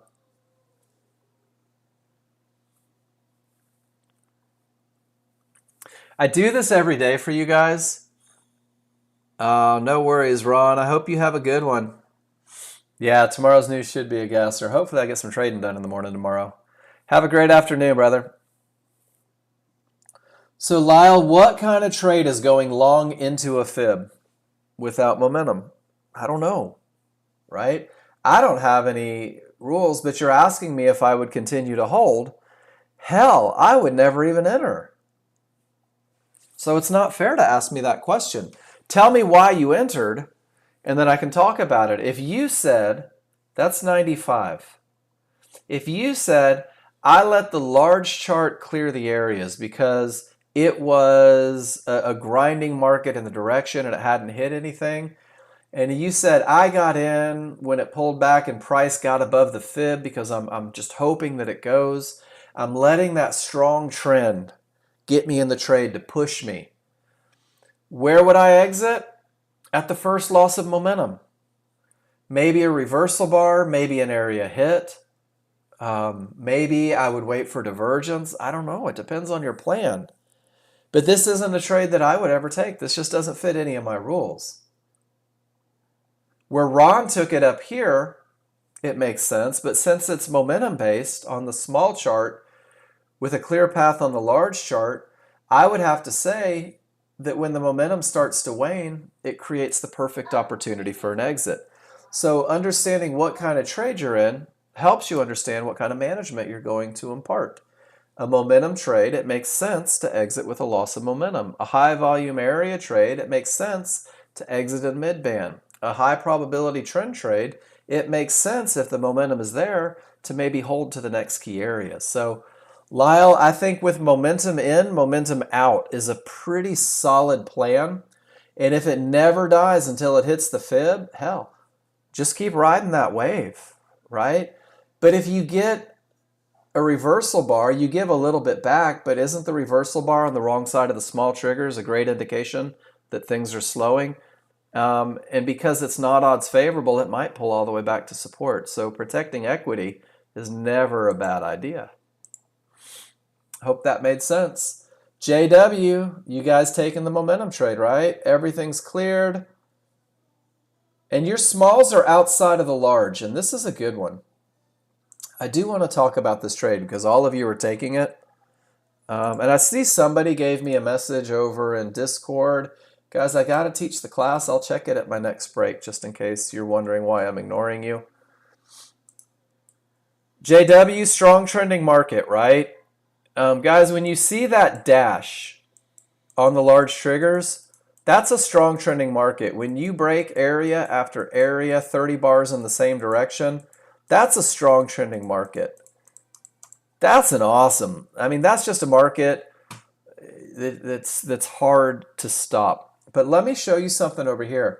JW, here are your small triggers. And most of you are thinking, but the small triggers are inside of the large triggers, right? Your large triggers are right here. The scissors are open, JW. Wouldn't you agree? And then, Lyle, it's the same look on yours. The scissors are open. The synthetics are swallowing them. But the momentum is up and strong on the smaller, faster chart, which means you're just riding that wave of momentum. And then what happens if you get a loss of momentum at 79.25? Would you be willing to exit? Probably. You wouldn't be willing to exit with a loss of momentum on a momentum style trade. Market gives you a reversal bar. Market gives you divergence right off of one-to-ones. You're just going to hold for the duration, even though it could pull all the way back to here or here or here or here. Yeah, so loss of momentum takes you out because it's a momentum trade. Divergence is your definition. Perfect. So you had a plan, right, JW? You knew what it would take to get you out the same way you knew what it would take to get you in. Guys, that's it. Having a plan. Removing the guesswork. Knowing exactly what you're going to do if it happens. All right, Cav. Market coming from a pivot stop out? It's not. It is not coming from a pivot stop out. It is coming from a loss of momentum beyond the areas. Cav, are you with me in here? Big difference, guys. Big difference. And let me show you why. This is a pivot. The market goes down. The market goes up. That's all it is. It's just a pivot.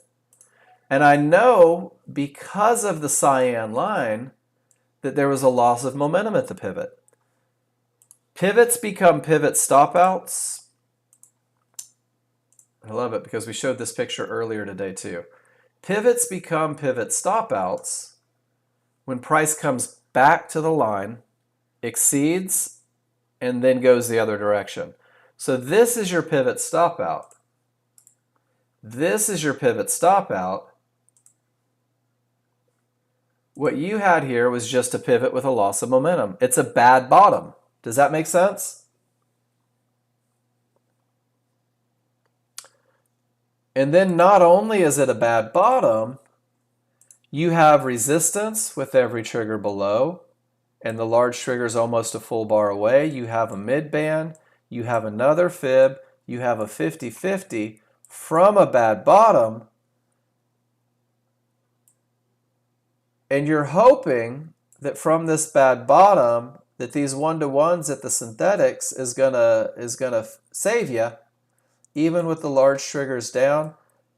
Maybe there was a reason for it, but that's a low probability long. Yeah, it takes a while, Rob. It has to come back to it. So this is where, see how it came back to the line? Now it's a termination condition. And if it goes a little bit beyond and back up, then it becomes a pivot stop out. And again, guys, I don't tell you whether or not you should be taking the trades that you take. But when I see this much resistance,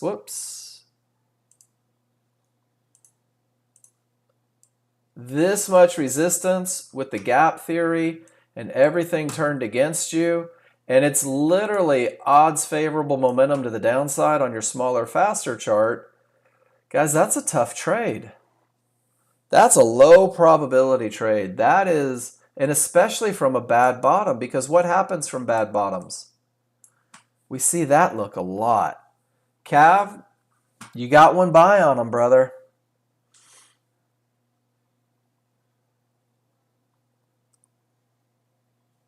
That's a tough one.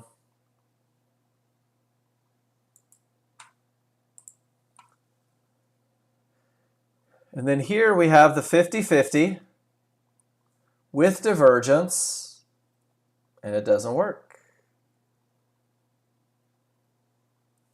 Price stabbed back second time at the mid-band, market went down.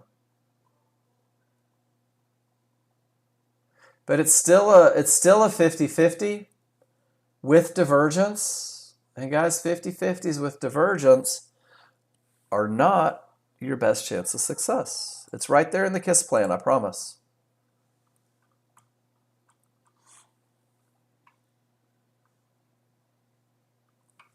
From a mediocre top? No, I like the top. I mean, that's mid-band, that's resistance, triggers. It's a great looking top, but it's still just a 50-50, and it has divergence. And that's so hard. Yeah, absolutely. That's a good look, man. That's a bad bottom. That's a termination for sure. That's a mid-band. That's resistance. There's your reversal. Odds favorable. But it doesn't change that it's a 50-50. It doesn't change the fact that it's not a clear path. And then divergence. I don't know if I shared this with you guys. No divergence on the 5-1, it lessens the chances. Divergence, no trade, just reminding you if divergence prints, exits a trade. Guys, there's a reason that that's put in the KISS plan so many times. It's still a good look, and it didn't work, right? But Cab's willing to take a shot because it is a good look. You just can't be surprised. And I guess that's all I'm saying, guys, is you can't be surprised if the low probability trade doesn't work. It's just a part of it. So good bottom. What am I looking at here? 21.3 and a 13.2.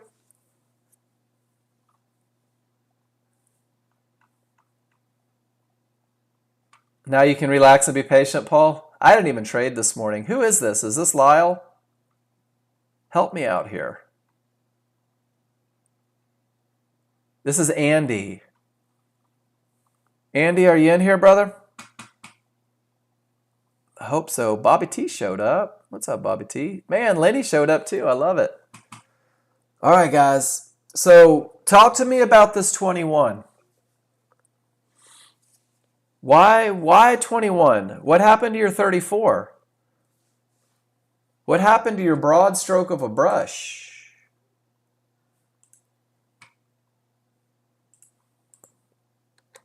Let me just double check my NASDAQ. Yeah, my NASDAQ is still a 34.13. So guys, trade what you want, but help me understand what it is about this 21 that maybe you didn't build the chart right. Okay, so here's a great fix for that. That's what I needed to hear. If you lose your workspaces, if you make changes, if you see somebody in the other room doing stuff and you're trying to mimic it without understanding why, just go back and rerun the indicators, rebuild the workspaces, do everything, start over, start fresh. That's the resources page. Makes it pretty easy. And Andy, I use a 21. But I also have to have a 34. I have to have that broad stroke of a brush. Whoops. But you can run your stuff and get it going. So even your 21 has momentum, but it doesn't have a clear path. Your 5-1 or your 13-2 has two divergences right at a fib on a 50-50. And yeah, I'm not surprised. The 13-2 is your small chart on the NASDAQ. The 34 is your large chart. Look at that, guys. 50-50 with divergence. Dag nabbit, it's consistent. And then Andy, yeah, but you didn't have, so what time was that? Let's look at the timestamp. Was that yesterday or 1:38 this morning? What time is this? That was 1:38 this morning. You were up early, my friend. Did you just get off a shift? So let's scroll back and look at 1:38 this morning.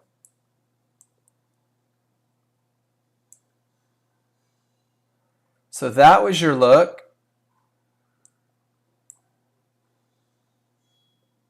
Right there. So it was a 50-50 on two areas.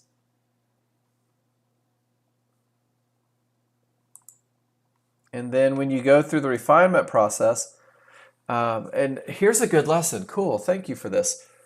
If it's not perfect on the large chart, don't we want it to be perfect on the entry chart? Have you guys gathered that on the 50-50? If it's not perfect on the large chart, if it's a 50-50, if the momentum isn't the best, don't we want it perfect on that refinement chart to make sure we're not fighting?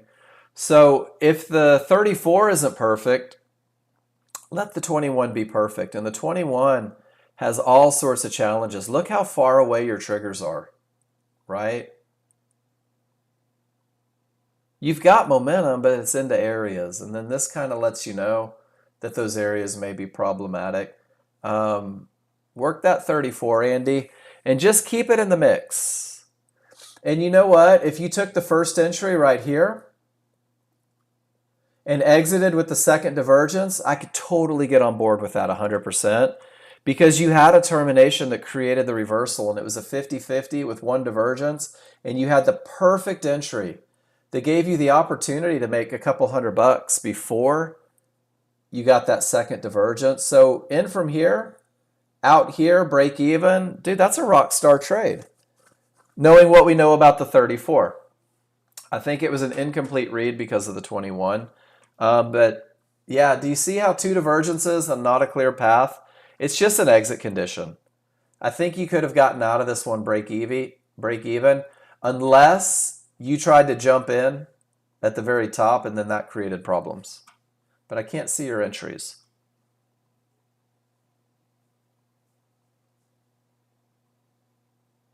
All right. Bob, here we go.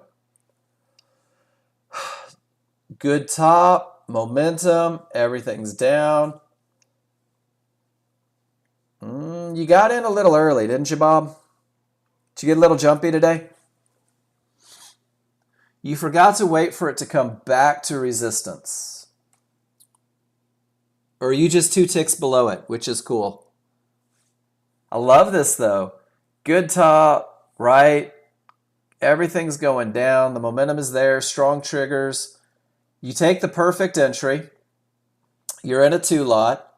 And then so the idea on areas with the potential to break, this divergence represents your first trouble spot. Let it get there. And then you can manage out on the third, right? Or manage out on the second. Great trade though, Bob. Trading with the large chart. Zorro, have an amazing afternoon, my friend. Nice one, Bob. I think you left a little meat on the bone, but your entries are starting to look real consistent. All right, Steve B, we got 4 for you here. How you doing, Steve? Haven't seen you in here in a while. All right, small and large down. The momentum is strong, the path is clear, the entry is perfect, and good golly, Miss Molly, that's a pretty trade. Small and large down, small below, no termination, pull back to the fib and 1-to-1 at triggers. Tried to move your target, but it got hit too fast. That happens sometimes. Steve, picture perfect, man. Not a care in the world with that trade. Let's look at this one. Small and large up. I'm going to disagree on the termination, Steve. You have a 50-50 look. Do you see it? You have an area that's not broken because the large triggers are below it. And when you have an area that's not broken, divergence can create problems. Second divergences definitely create problems. And one of the things that happens on the NASDAQ is you'll find this. If the small triggers aren't a full bar away, Steve, have you been in class for these lessons? They may behave as resistance. So I think you managed it beautifully. You got to the small triggers and you got to break even because these small triggers can ruin the party on the NASDAQ. I think it's a great trade. I think it's a 50-50, one divergence. Perfect entries make manageable trades. Nice job. Everything says up, the path is clear, you take a little pullback to support, and you just run that thing once again. Fear of missing out trade, got in at the top of the triggers, didn't wait for the best entry, took some heat, got a few ticks, but by then you're so emotionally exhausted, you couldn't take it to the next area. Sure thing, Lenny. We'll do it together too if you want. And I like that you put fear of missing out, Steve. You identified that you got in too early. You knew that it wasn't the best entry, and you weren't surprised when it came against you. And the cool thing is this is the NASDAQ. Do you see where your small triggers are, how they're more than a full bar away? That's the go at the area sign. So nice job, dude. You're trading well. You're trading with the large chart, with the momentum. And then you're like, you know what? That's your fib update. It's a strong trending market. You traded directly in. So you got away with one on this one, definitely. Definitely got away with one on that one. I don't even think that was your entry. There's no areas. This is you just trading directly into areas, hoping they break because the market's been going forever. And I'm glad you got paid. You had momentum on the small chart. The easier trade here, Steve, are you with me? Let me show you. The easier trade here, when you guys are taking these trades, see how the small triggers get above the area and there's that little snapback right to it? If you're going to try that momentum trade, trading from the area rather into the area creates a higher chance of success. It makes it easier because then if the area doesn't hold, you have small risk. Here, it can just bottom you out. Little help on that one. Nice trading, though. Good job. All right, Lenny. We'll take a break from pictures and we'll do a little ATM strategy. Lenny, what is it you're trying to do? You just want to create a new one? So you have to hit edit. I'm just going to hit edit on any of them. And it brings up my parameters. What is it you're trying to accomplish? How many contracts do you want to trade? That's going to be our order quantity. You want to trade one, so I have to change it to one, which means that I have to get rid of one of my targets because I only have one to work with. If you're trading the NASDAQ, 24 ticks gives you room to adjust to the correct spot. If you're trading crude oil, S&P, RTY, gold, 12 ticks gives you time typically to put your stop where the market shouldn't go. And then depending on what you want your profits to be, if I'm trading crude oil and I want to make $100 a contract, I have to put in 10 ticks. If I'm looking for a $200 target, I have to put in 20 ticks. You know, if I want to make $1,000 and that's the only way I'm exiting out, I have to put in 100 ticks. So that's all you have to do. And then once you do that, you just save it as a template and it's going to ask you to name it. And you can call it Lenny's Path to Success or something like that. Click OK, and then it'll show up in your drop-down. Does that help? So that's giving you a fish. And then, of course, guys, I always want to give you the link as well. You're welcome. So if you want to play with your ATM strategies, there's the link to it. Nice to take a break from charts for just a second. You're very welcome. Guys, there's nothing that's off limits in the room. If you have a question, ask a question, please. Every time. All right. Steve, nice trading, man. All right, Miss Jen. Jen, you may be young and beautiful, but I am old and broken, so let's see what we have. Coming off of the mid-band, small's below, large, everything's going down, and you circle the wick. And where does the wick come up? 830? So it came, 80? So it came right back to resistance inside of triggers, and you said, wow, that's wonderful. And then it pulled back again with only 2, and you said, I'll just add on. And then with everything going down, it pulled back again, so you weren't scared because the large chart said we're going down. And then when you got to the termination condition, you said, you know what a great place to get paid.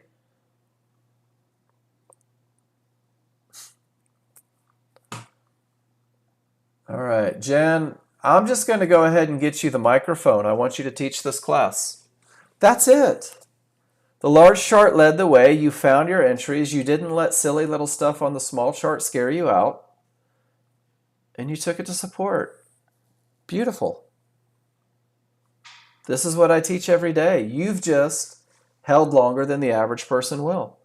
I'm one of those people, I'll get in, and then maybe I'll get out, and then I'll get back in, and then maybe out, and then back in, and then maybe out. And I like to double dip. I like to make money twice in the same price range. But that's beautiful trading. And everything was the large chart leading the way. Everything was the large chart telling you that it's okay to do what you're doing. Why not, right? Everything says down. Let's go down.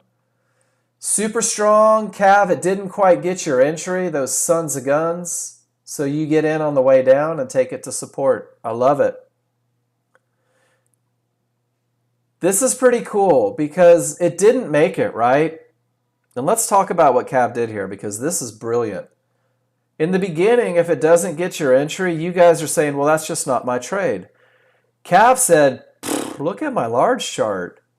Like hell, that's not my trade. I'll get in here. My risk is established. I'm going to take that wave of yum all the way down to support. Nice job, Cav. Nicely done. And then let's see. Paul, what'd you do? Paul, 50-50, couple divergences. Didn't work. I like the trade. No, it wasn't even 50-50. That was a clear path. That is acceptable losses, my friend. The only thing that I can possibly say about it, Paul, is do you notice that on your 8-range chart, you're outside? No, it has nothing to do with the bottom. Do you notice on your 8-range chart, you're outside of the outer bands? On your 8-range chart, divergence prints, on your 8-range chart, where you get in, you're fighting strong, fast triggers?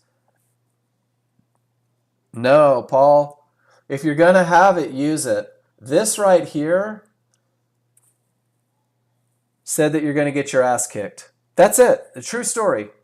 Fighting these triggers, you're going to get your ass kicked more often than not, and that's exactly what happened. These are the trades where I'll wait to get on the correct side if it's going to go. And if it never does, then I just don't take it. I'm telling you, these fast triggers, guys, they're designed, Paul, they're designed to give you an advantage. And if you just never fight them, you will miss trades every now and then. But you won't take those losers like that. And we'll see how many of those work. Good bottom, strong triggers, jumping in. And then small triggers scream all the way down.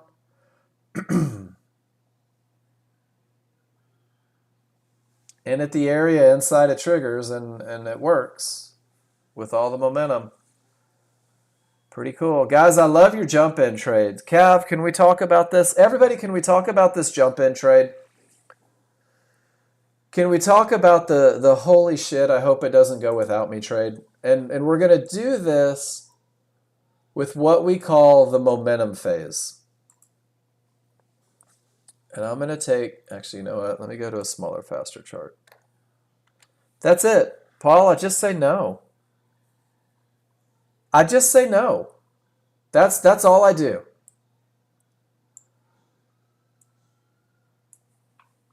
I mean, it sucks because you're going to miss trades, right? Or maybe it's freaking amazing because you're going to miss losers. You have to decide which one that is for you. I'm okay with it. All right, so Cav, who else does these? Andy, Grant, you momentum traders, you guys that love to just jump in and hope for the best. Let's talk about momentum phase. Because if we're going to take a momentum trade, it makes sense to be in the momentum phase. Does that make sense? Just from a basic language standpoint. What is the momentum phase? What is the idea that I have momentum, and I'm looking for the other picture that I had for this. You know what? Let's just do this, guys. Let's open up a chart. And crude oil may not be the right chart. So let me come back to, actually, you know what? We'll do it. Let me take off my indicators.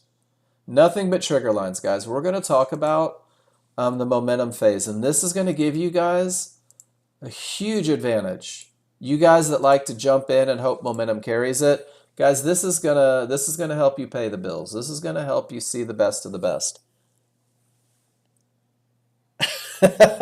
Andy, I disagree. I think you're pretty good at this stuff already. All right. So here we go, momentum phase, guys. This is a pretty simple lesson. It really is. When the bars, when it's going short, are outside of the triggers. I don't care if it's small triggers, large triggers. When the bars are outside, you're in the momentum phase. When they return to the other side of the triggers, you are out of the momentum phase. And look what happens. Bars are outside, and when they get to the other side, look what happens. So guys, the momentum phase is pretty cool, and it's really going to help you a lot. And we use the momentum phase for trend trades because notice how the bars are outside of the large triggers. So when they're in the momentum phase outside of the large, this is where we're taking the pullback on the smaller, faster chart. Where was that? Right?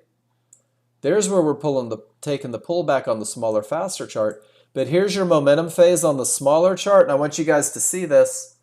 And for you guys that are looking for those entries, Cav, this isn't just for you. I don't want you to feel like I'm coming after you. Outside, outside, outside. Life is easy. Life is good. It's slowing down. Son of a bitch, I'm on the wrong side. So if you're jumping in on the wrong side of the momentum phase, guys, this is your patience piece. This is when you let it turn into a trend trade. Over here is where you try to ride the momentum. So I hope that's helpful a little bit because you're going to see it a lot, guys, and you're going to see it when you're trying to jump in and catch these moves that are ending. The momentum phase on the small chart is going to help you recognize that you're on the wrong side. And then the same thing is true, guys, and this is a great one for you NASDAQ traders. Do you see how you're in the momentum phase down? And remember, this is a 13-2 chart, ladies and gentlemen. This is not a 5-1. You're in that momentum phase, momentum phase, momentum phase, and it's not until you get that slowdown opposite of the momentum phase that things do what the large chart is supposed to do. Because, guys, this is a 13-2. This isn't a 5-1.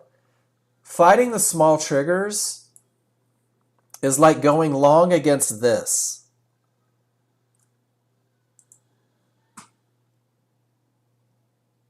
The NASDAQ is a different animal.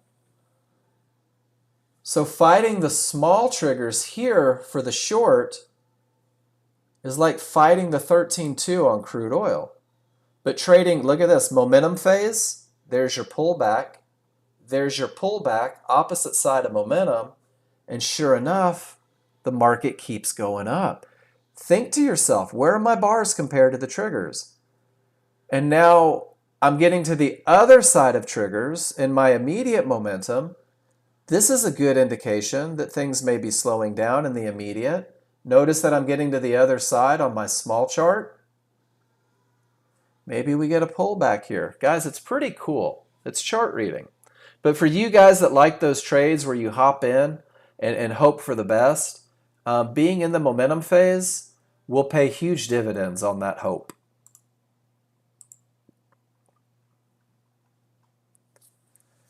All right, Andy. 50-50, only the smalls broke. We're still on the 23, right? So 50-50, one divergence, it sucks. Two divergence, it's horrible. Three divergences, come on, get out.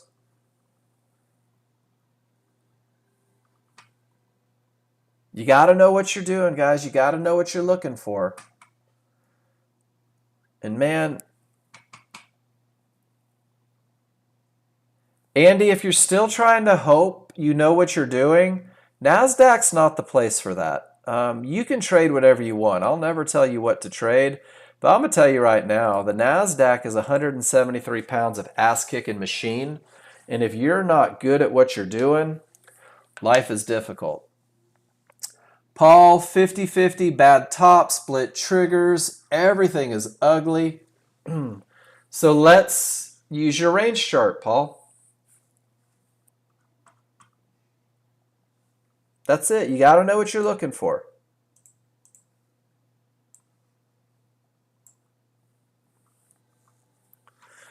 Paul, are you with me or are you taking the kids? He may be taking the kids to school. That's okay. You traded it like a boss. This is where you can start to use the range chart, Paul. You know that it could bounce here. You know that it could bounce here. You're just not sure, right? There's your first indication that it's going down. But you'll notice that your smalls, while they're against you, they're still way below the other triggers. You still have an opportunity for things to go down, to hit it, to bounce off of them, and it gives you management time if you get in. Or you can just take it when it starts to break below, and that's what sets you off on the continuation style. Your target, you're counting on this breaking, right?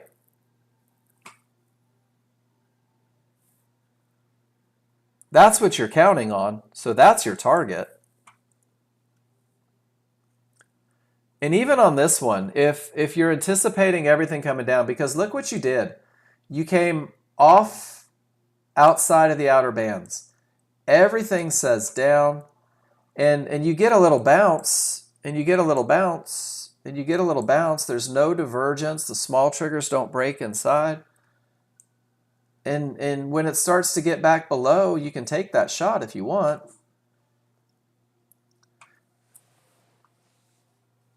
I know. So check this out. Here's another trade. And guys, I'm not teaching this one. I'm just going to point it out right here real quick for Paul. I will teach it if you guys show me pictures. That's your HVA line long, right? That is, whoops, if everything's going to work out, let me get some arrows off of here. I love this trade. Here is my HVA trade long. Actually, nope, this is, yep. When I get an HVA line on this bar below it, and the market pulls back and everything is down, I love to take that short. But sometimes it's just not your trade. This is okay for it not to be your trade. But start studying that market flow chart. What's it say on those ones that maybe are a little iffier than you thought that they should be? Did you still have odds favorable momentum? Were there still things in your favor? And you'll find that you're going to get some pretty good answers on there. All right, Bob. Favorable momentum. I disagree. Bad bottom. Didn't have momentum. Directly into a termination condition. No area inside of triggers. Putting a lot of hope on that trade, Bob. Wouldn't you agree?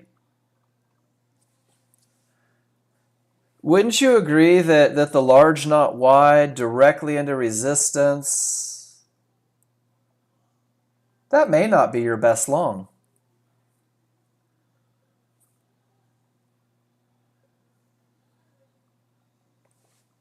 I sure would have loved to have seen a short right here when everything's set down in a clear path.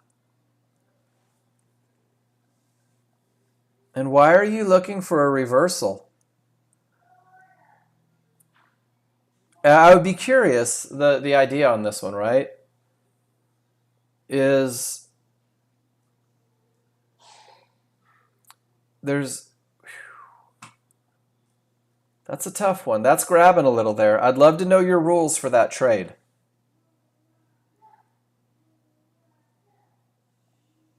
Because everything is down. All your triggers are down. There were 3 divergences. Okay, see, I can't see that. So 3 divergences, and then you break above, so you're going to take it up and get out at the trouble spot. Got it. I don't know if about the long, but that makes sense to me.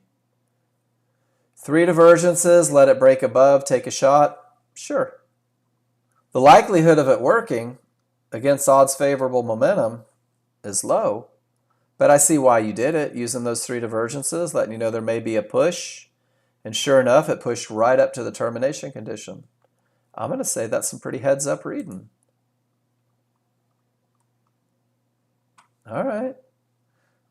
So you went from struggling with consistency to simplicity, and now you're fighting trends and momentum because you've had a good couple days. All right. And remember, guys, I don't tell you how to trade. So Rob, rules met. Small triggers angled down. Pull back on the 5-1 into favorable large triggers at 37. Yellow 1-to-1s. Great. So Rob, strong triggers, but it's a 50-50, right? It's a 50-50 trade. No divergence. You said you'd get in at the 1-to-1s.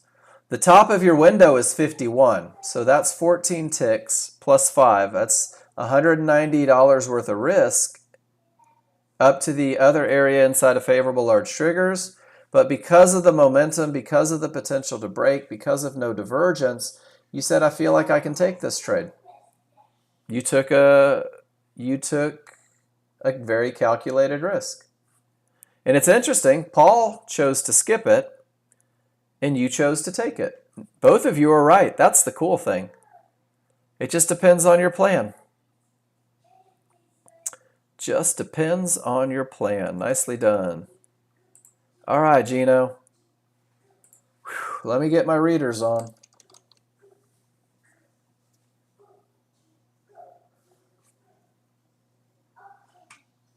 $50-50 with divergence.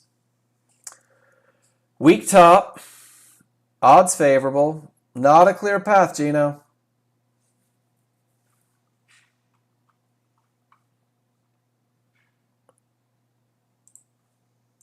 This is so important, guys. If you write clear path and it's a 50-50, you're doing yourself a disservice. Thank you for annotating your charts.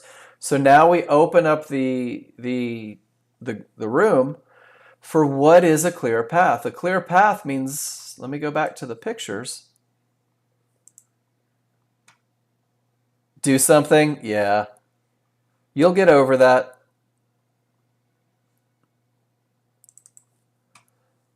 A clear path means that all the triggers are below.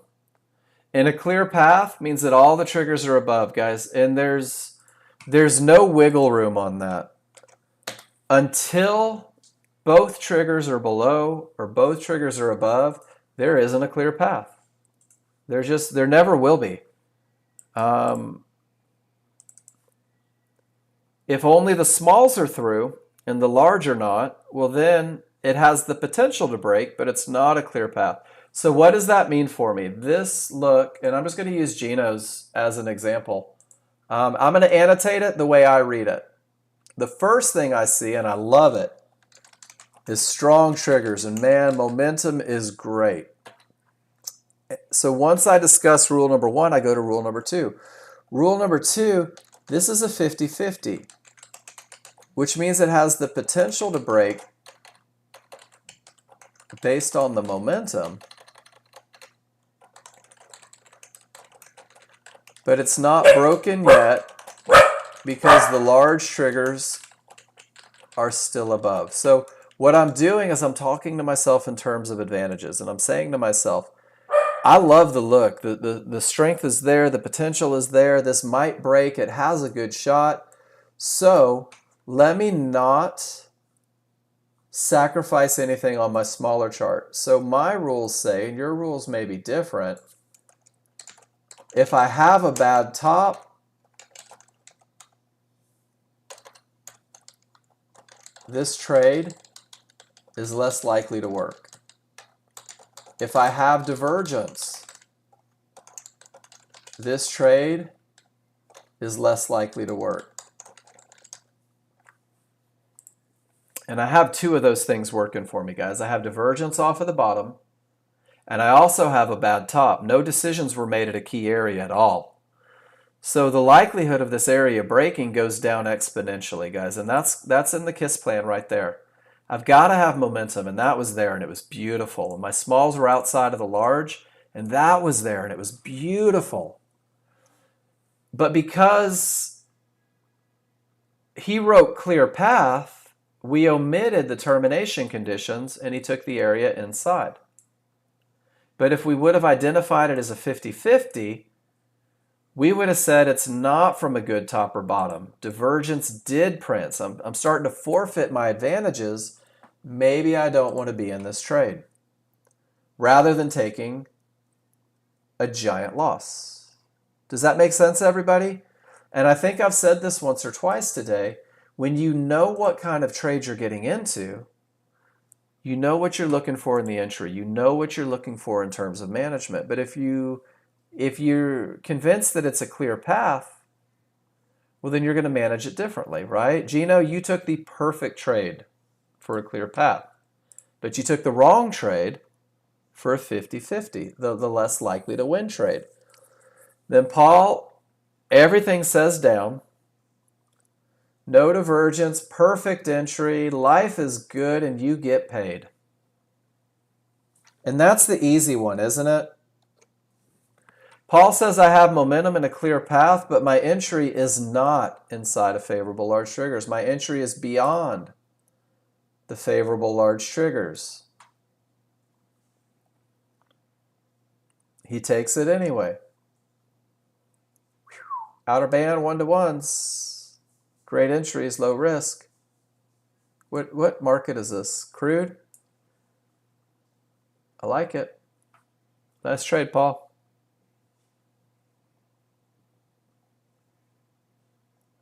And then Cav.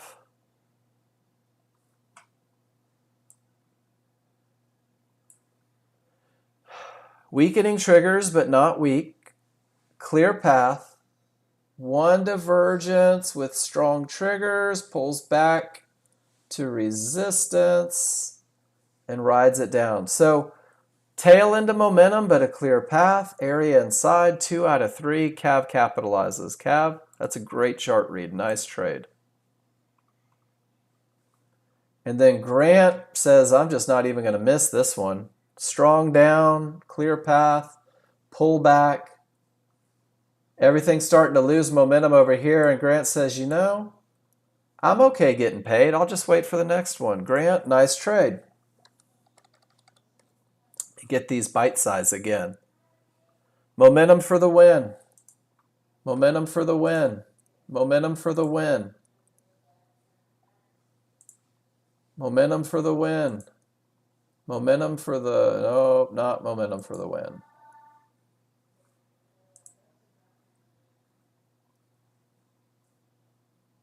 Terminations for the loss. Ultimately, momentum for the win. Terminations for the loss. Terminations for the upcoming loss. It's just advantages, right? Look at the NASDAQ, guys. Weak triggers, straight to support. Weaker triggers, straight to support. There were no short trades to be had in there. But it was too soon for a long, right? All right, who's next? Lenny. 50-50. Hey, Lenny, did you get that lesson on momentum phase? Yep. Out here, it's easier. When it starts coming in, bad things happen, man. And then you exited right at the correction point. So I love the idea of these, but that's a tough trade without the momentum. I like the thought behind it because you had the momentum on the large chart.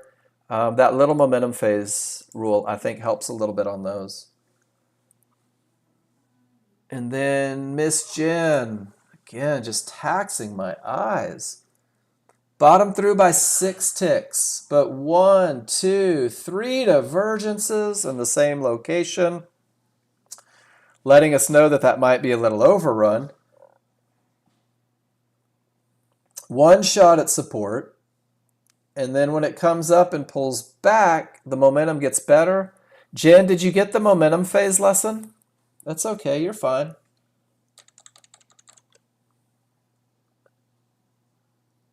The bars are outside of the small, right? You have a potential bottom, the smalls roll, and they're outside of the large, and you just line that up. This one's a little early, but that one that comes back to the large triggers right at support, picture perfect. Everything comes up to resistance, but the momentum is there. And you added one on the pullback, and you got out at the big red fib.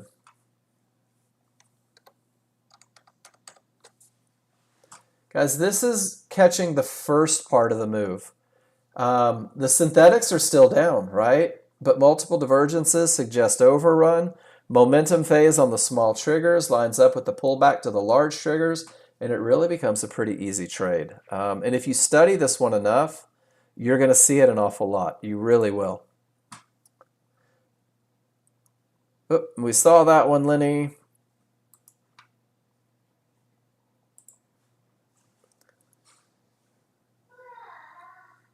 And then Cav kind of using it to go the other way. Weak triggers back to support. Super weak triggers, 1, 2, 3 divergences. He lets it get to the other side and he goes, man, let's see if support holds again. I'll get out there just in case. Nicely done, Cav. That's heads up trading. Look at the look on the large chart and the fact that you waited for it to get to the business end. And then Cav, just because, hey, Rant, have a good one. And just because I'm all into dead horses, do you notice that it's the momentum phase on those small triggers? I think you guys will start noticing that. I think you guys will start noticing, you momentum traders, where the bars are in relationship to the triggers. Because it really does. It pays dividends.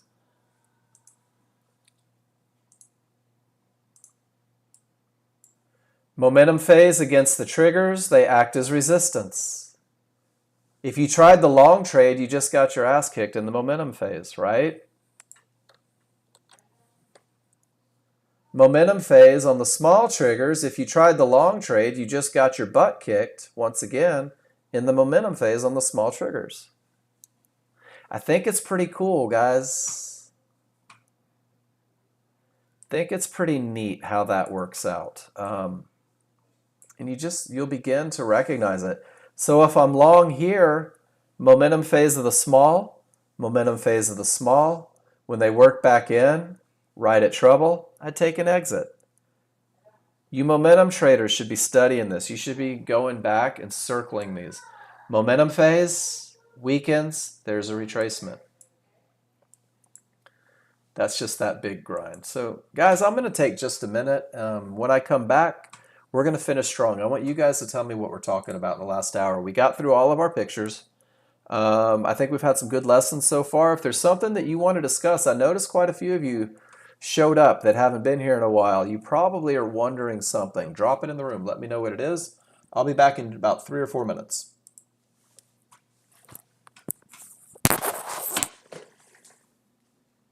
Sleepy girl.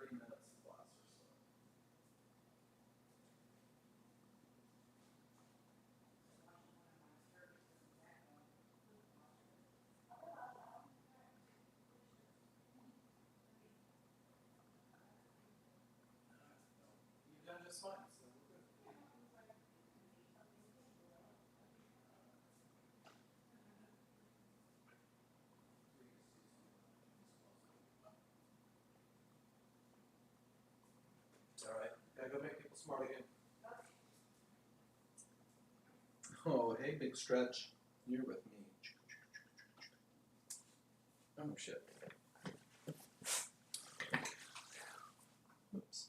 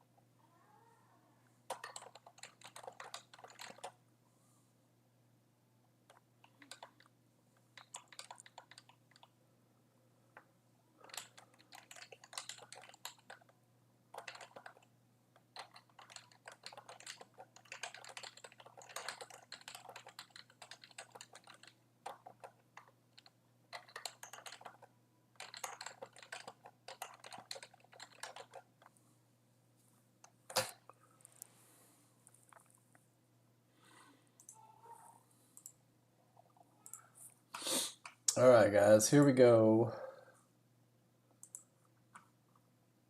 Let's finish strong today. Rob S., let's see what you did, brother. I see the market is setting up to go lower. Is it? Or is it going higher?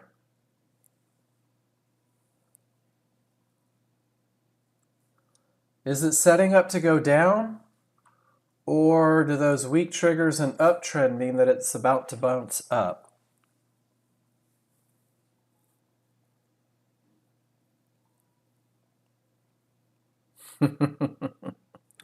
I don't know of any way to set an alarm. I just don't. I don't know any way. It's everything that I teach, everything that I do revolves around you looking at your screen. I don't have alarms set up. I don't have blinking lights. I don't have anything other than looking at my charts. Just taking a second and seeing what it says, and if it's too taxing, and I'm not saying that it is, maybe a monitor in the can. Rob, I think just accept that every now and then you're going to have to take a shit. Pardon my French.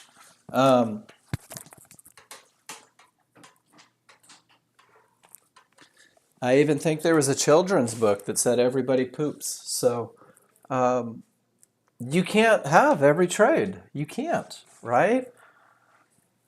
And if you miss a trade because you had to poop, well, then it just wasn't your trade. Or set a computer screen and a keyboard in the toilet. I guess that works, but good Lord, I don't want to be that hitched to anything. Guys, if I have to go to the bathroom, I don't care about trading. If I'm hungry, I don't care about trading. If I need to run to the grocery store, I don't care if I miss a trade. You guys act like if you're not in there every second of the day, you don't have any opportunity to make money. That's absolute balderdash. Especially you NASDAQ traders. Guys, there's 25, 30 trades a day. You don't have to have all of them. I am, Paul. So this one will be on there for you. Do you guys remember yesterday when we said if all you can do is $100 a contract, if that's the best you can pull off every day, that it puts an extra $50,000. Almost another $50,000 in your account. NASDAQ is 06. They're in the June contract now. They all rolled.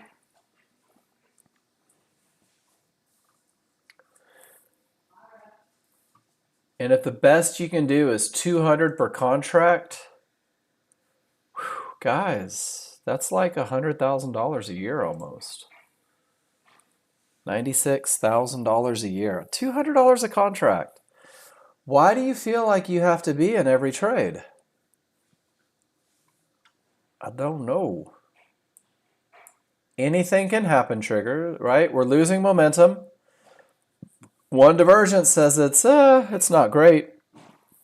Two divergences says, seriously, it's not that great. Three divergences says, oh, come on. What do I have to do to convince you that it may push up more? 200 trading days, right? And Bob, I'm not going to do math that much. I don't math that much. And then for you guys that are convinced that resistance is going to hold, you're in the momentum phase on a 13-2 chart against it. And look at the momentum phase win. Who took the short and can't figure out why they just got their butt kicked? Gary. There's Gary's new trading setup.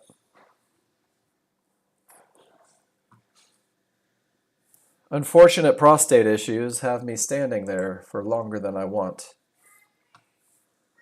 And now we're getting out of the momentum phase. We're slowing down a little bit. And now we reached something. Let's see if the momentum phase is over. Let's see if we get a reversal bar at a mid band with the large triggers a full bar away. Guys, I don't have a short trade because my large chart is in the momentum phase up. Why on earth would I fight that? I wouldn't. Because I like advantages. Guys, what do you want to talk about? Talk to me. Talk to me, Goose. How we doing? How we feeling? You want all of the money or some of the money? You guys want to walk into the bank and say, give me all the money and be a bank robber? Or do you want to walk into the bank and give me some of the money and be a... Almost got me, Haji. Just get your money. Stealth mode on. All right, so Haji, you took the short and you got paid at divergence. And then you tried another short right here at the end. And it just didn't work out. And then you went into the mid band, split triggers, didn't work out. I like your first trade a lot. I think the first trade is the best trade. I think your second trade, do you see how you lost the favorable large triggers, Haji, on the second trade? Your large triggers are flat. And flat triggers don't provide strength. And you see it here too. Your large triggers are flat on the large chart, which means that your large triggers don't provide strength. Yeah, so, and that's a good one. That's one of those ones that you have to get. So if my large triggers are flat, then I have to look at where I am. And this is, were you in here for the momentum phase talk? This is coming into play. If these are flat, right? Momentum phase, when my bars are outside of the small, likely to go up, likely to go up, likely to go up, likely to go up, likely to go up. When I get to the other side of them, I've killed that momentum phase. So when you start pulling back and coming in, your large triggers are up, but your synthetics are way down here and they're flat. They're not giving you anything. And I get why you took it, right? You're taking a shot, but you're not coming from a good bottom at all. You're not coming from a termination condition. It's really the middle of nowhere. And see how it came from nowhere? Resistance and down comes from nowhere, mid-band, likely to go lower. And these flat triggers, you gave away too many. I love the first short. I love your exit on the first short. I understand your second, but if this mid-band doesn't hold, there's no reason to give it that much. And even on this short, you were starting to give it up a little bit. Your smalls were already on the wrong side of the large. Um, it just kind of, it happened to work out for you. I think skipping the second two.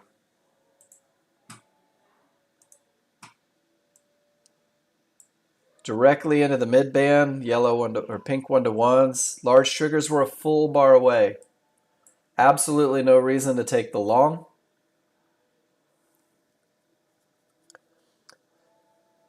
Momentum phase all the way down. If you were convinced that this market was still going up at the large triggers and support,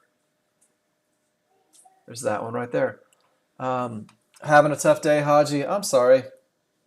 Guys, one of the things that I find when I have tough days, go back and look at the perfect picture. Just go back and look at your spreadsheet. You should have pictures of what the best of the best is for you. And when I'm having a tough day, and Haji, I have tough days too. I don't want you to think that I'm sitting here going, man, I never have a problematic day. Guys, there's days where I get my ass kicked. And there's days where yesterday was like a freaking ATM. I think I made 1,500 on a 2-lot yesterday. It was easy. Everything lined up perfect. But go back, guys. Go back and study. Well, what does it need to look like, right? Like there's one look, which is the best of the best momentum, right? There's the, it's not the best look. And then there's the holy smokes, I can't live without it look, right? So when you talk about momentum, that's the one. Why are you making me do math? That is 6 points at $20 a point. It's $120, Rob. And this is just what I do when I'm struggling, and I know that I'm struggling, and I'll show you some of the most common things. It's the hardest part of being patient. We all need self-discipline. And what do they say discipline is? It's foregoing instant immediate gratification for long-term results, Jen. I read that on a stupid Instagram meme somewhere. Discipline is foregoing instant gratification for long-term results. And you're recognizing your patterns. I love that. So if you're having a rough day, guys, are you trading without momentum? If you're having a rough day, are you trading in determination conditions? If you're having a rough day, are you on the wrong side of things? Are you not in a clearly defined area? And that's really just what you need to do is you need to take a second and take a step back. Let me show you one of the biggest ass kickers. You guys see this range right here. Fortunes are lost in this range right here. Fortunes are absolutely lost when the market does this. And let's talk about why. So we're going to do the chart read first. The chart read says the tail end of momentum in a clear path.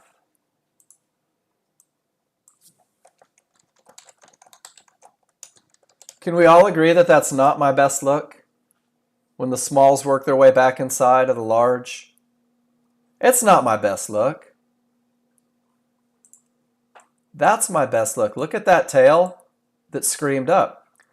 So then price reaches support, the smalls are down, but the large are flat and really not even down yet. Oops, wrong one. Let's see if it'll do this. Nope, it won't. Not my best look.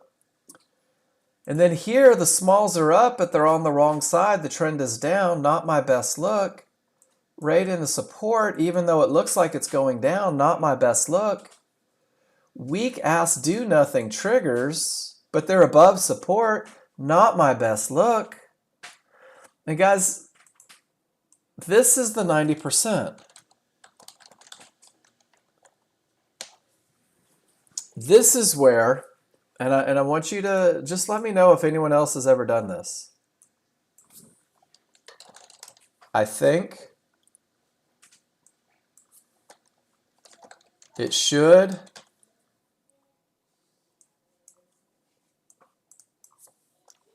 I hope it may. I wanted. But the one thing that I could never say, the one thing that I could never say is that my rules are met. And as soon as you can master the idea that it's not all yours, as soon as you can accept that I think, I hope, I wanted, it may, it should, I wish, once you eliminate this, guys, that's when great things happen. And if you scroll back on the NASDAQ today, my day started, I'm going to show you where my day started. In the wee hours, you guys were all still sleeping.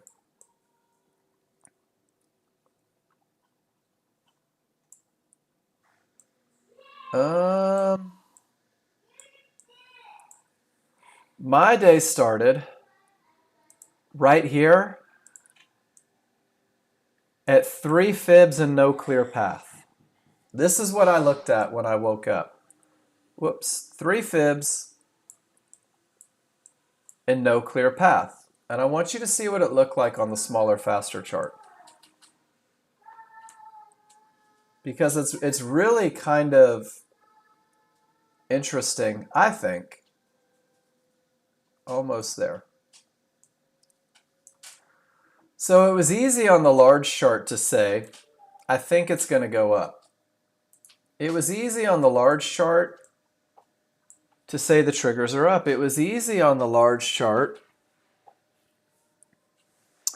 Sergio, Apex has an awesome video that'll walk you through it start to finish. There's a couple things that if you just try to set it up without doing a couple steps, you're going to stumble. Watch their install video, but Jason could probably help you. Remember that it's Apex, not Nexgen. But he probably will be able to help you. I'm sure enough people have come to it. But right off their site, there's a video, and if you pause it and go through the steps, it makes it easy. I know because that's what I had to do. I bugged the ever-loving crap out of my brother trying to set it up because I couldn't get it to connect. And then once I watched the video, I had it done in like 3 minutes. Men hate instructions. But yeah, always reach out to Jason. Even in Traders Chat, there's probably a lot of people that can help you out with that. So look at the circle on the large chart, right? I think it's going to go up because there's momentum. 3 divergences said no. I think it's going to go up because the large triggers are up. Pivot stop out said no. I think it's going to go up, and it never did, guys. And look at this dance in between fibs. Large chart leads the way, but the large chart never said that I had a clear path. It never said I had a clear path. And it just kept changing and changing, but it didn't just drop. It didn't just go up. It didn't just go down. And this is where I see people lose a lot of money, because what happens is you try the first long and you manage out of it. And you say, well, maybe I'll try the second long, and you hope, and you get stopped out. And you say, wait a minute, that might be a termination condition. So you go short right here and you get stopped out. So you go long right here thinking you have a momentum trade, and you get stopped out. And you're like, well, now it's definitely down. Let me go short. And you get stopped out. And you're like, well, shit, if it's not a short, well, I'm on the right side of things. Let me go long, momentum trade. And you get stopped out. And by the time you're done, you're down $1,000, and you're like, well, shit, my day's over, right? And then eventually, it just all lines up. So learning how to stay out of it. You never had a clear path, ever. And trying to predict, right? I don't have strong triggers. I had a divergence. There's no reason for me to take an entry at an area outside of favorable large triggers. I hit the mid band. They're a full bar away. I hit the mid band again, and it came back.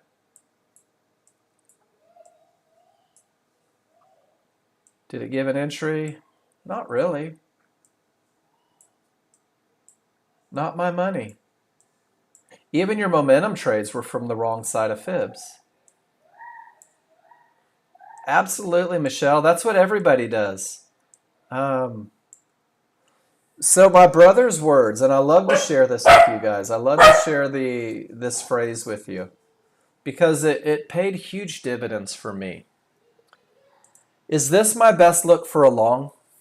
What do you guys think? Is this your best look for a long? Jen, is this what's going to make you go long? Well, if you can't go long, then surely this is your best look for a short, right? No, I like the on the beginning of it. No, so what does that mean, guys? That means it's just not my money. I'm not willing to risk my wife's wedding band on this look. I'm not willing to risk my kids' college fund on this look. I'm not willing to risk the pink slip to my Maserati on this look. And if you're not willing to risk it on the look, guys, it's okay to not take the trade, right? And there's looks, and no, I don't really have a Maserati. I have no desire. But there's looks where you're like, hell yeah. Andy. You're like, hell yeah. Jen, there's your trade right there, right? Weak triggers, momentum phase, right back to large triggers. That's the one you love. Jen, you going to risk a couple bucks on that look? Damn right you are, every time. Because that's the one that you can prove wins more than it loses. That's the one that brings you confidence through the memory of success. So guys, you've got to know what your looks are. I think that's where I was going with that. Is you have to know what your looks are. You have to know what's going to get you into the market.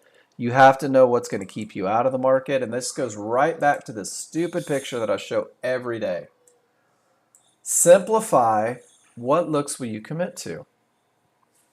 And the part of that that nobody seems to get is that the looks that you'll commit to don't look like the looks that you shouldn't commit to. They don't look like the looks that you should avoid. So create a database, guys. Go through your spreadsheet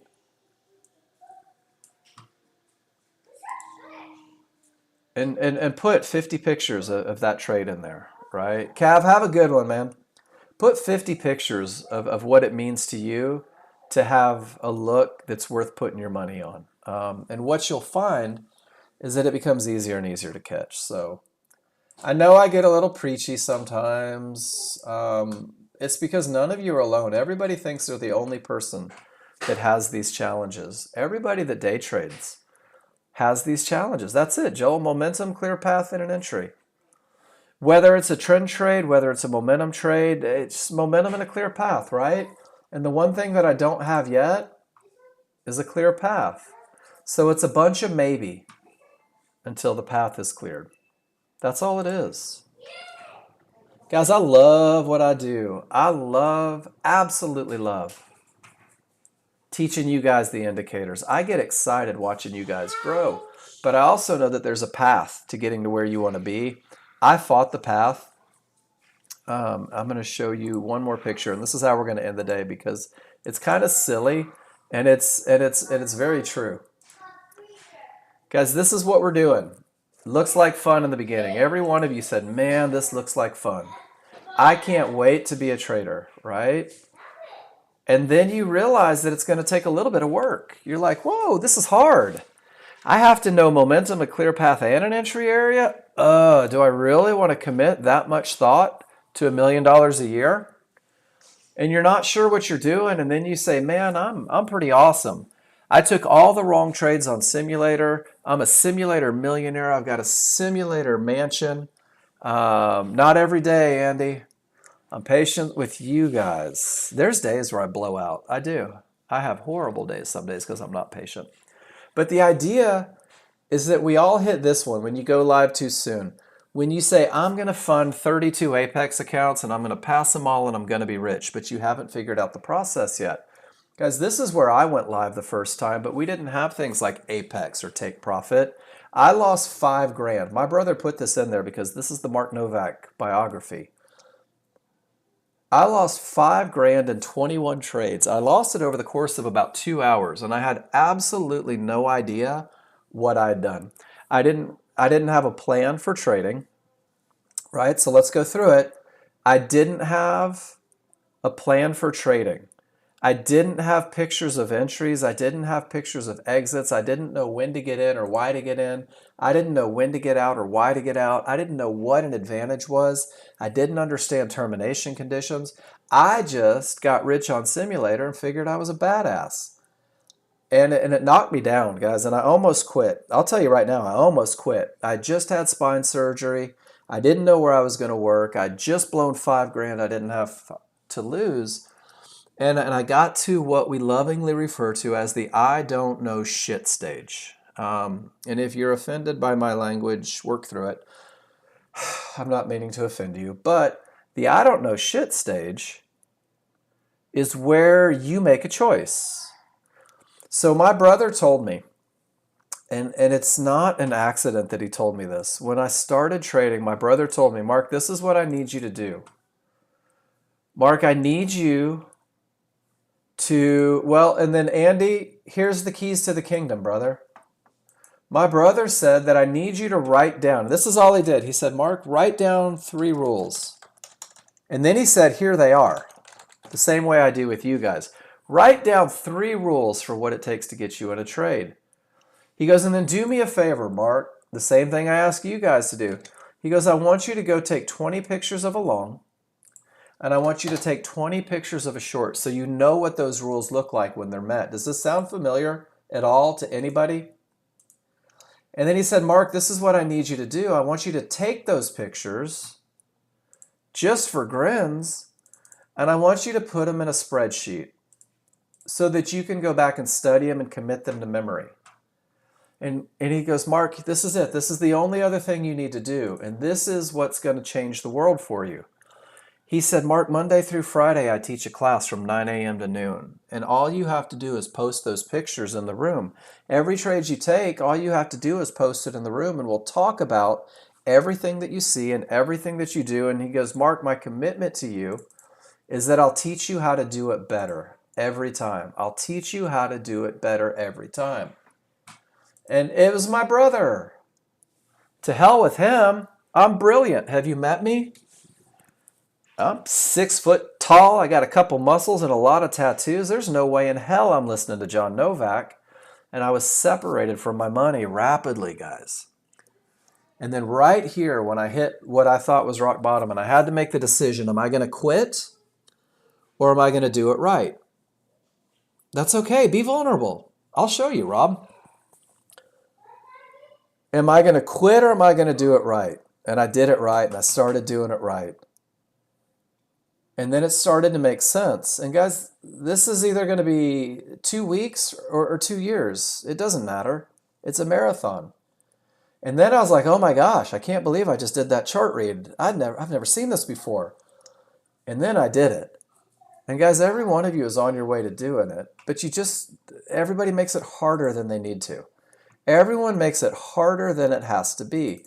So follow a plan, guys. Take a lot of pictures.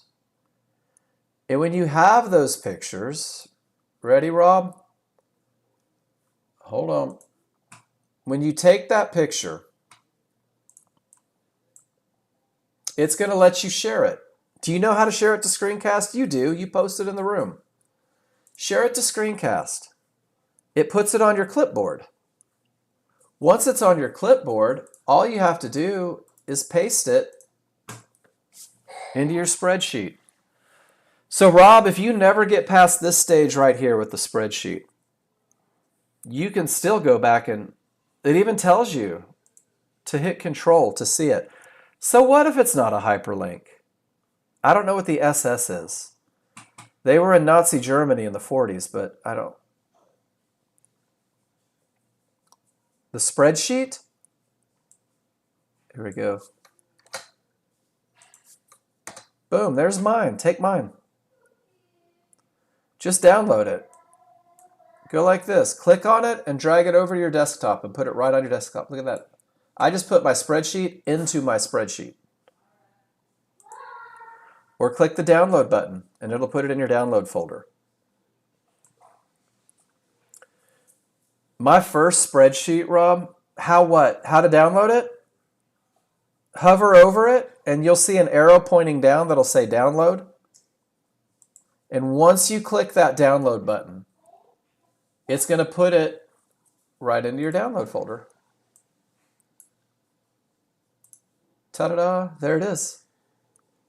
But it's easier, watch this. Let me get everything off of here. Let me show you something.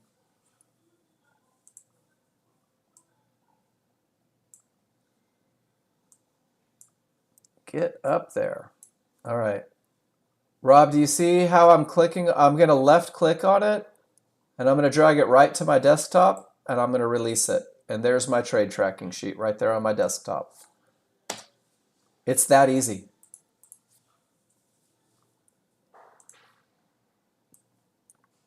Mark Dean can walk you through it too if you need it. But that's all there is to it, guys. Go through the path. You'll get to where you want to be. Fight the path. It's going to take you a long time. And make yourself vulnerable, right? Be okay saying, I don't know. Covered 1,000, but when you make the rookie mistakes, you finally have to pay attention. That's it. Guys, you don't know what you don't know. I learn every day. I promise you, I learn every day, guys. This week, I started incorporating new looks that I've learned from my brother. I'm still learning every day. I'm still studying every day. I'm taking pictures. Guys, I just opened up this computer like a month ago, and I've got 600 pictures in it. You have to ask. Dude, you have to ask. Rob, this is what we're here for. You know, I always tell kids, if the person that you're asking for help doesn't seem like they want to help you, then they're not your person, right? And if somebody ever feels put out, guys, if I ever seem put out because you need a little help, I need you to send me a message and tell me to go to hell and say, Mark, what's up your ass today? Because my job is to help, and I enjoy it. I really do. I love working with you guys.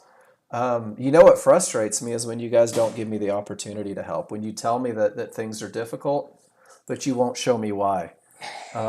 It's like if your parents go, hey, what's wrong? You're like, I'm fine. And then you go to your room and cry for 8 hours. You're not fine. Ask for a little help, guys. It's okay.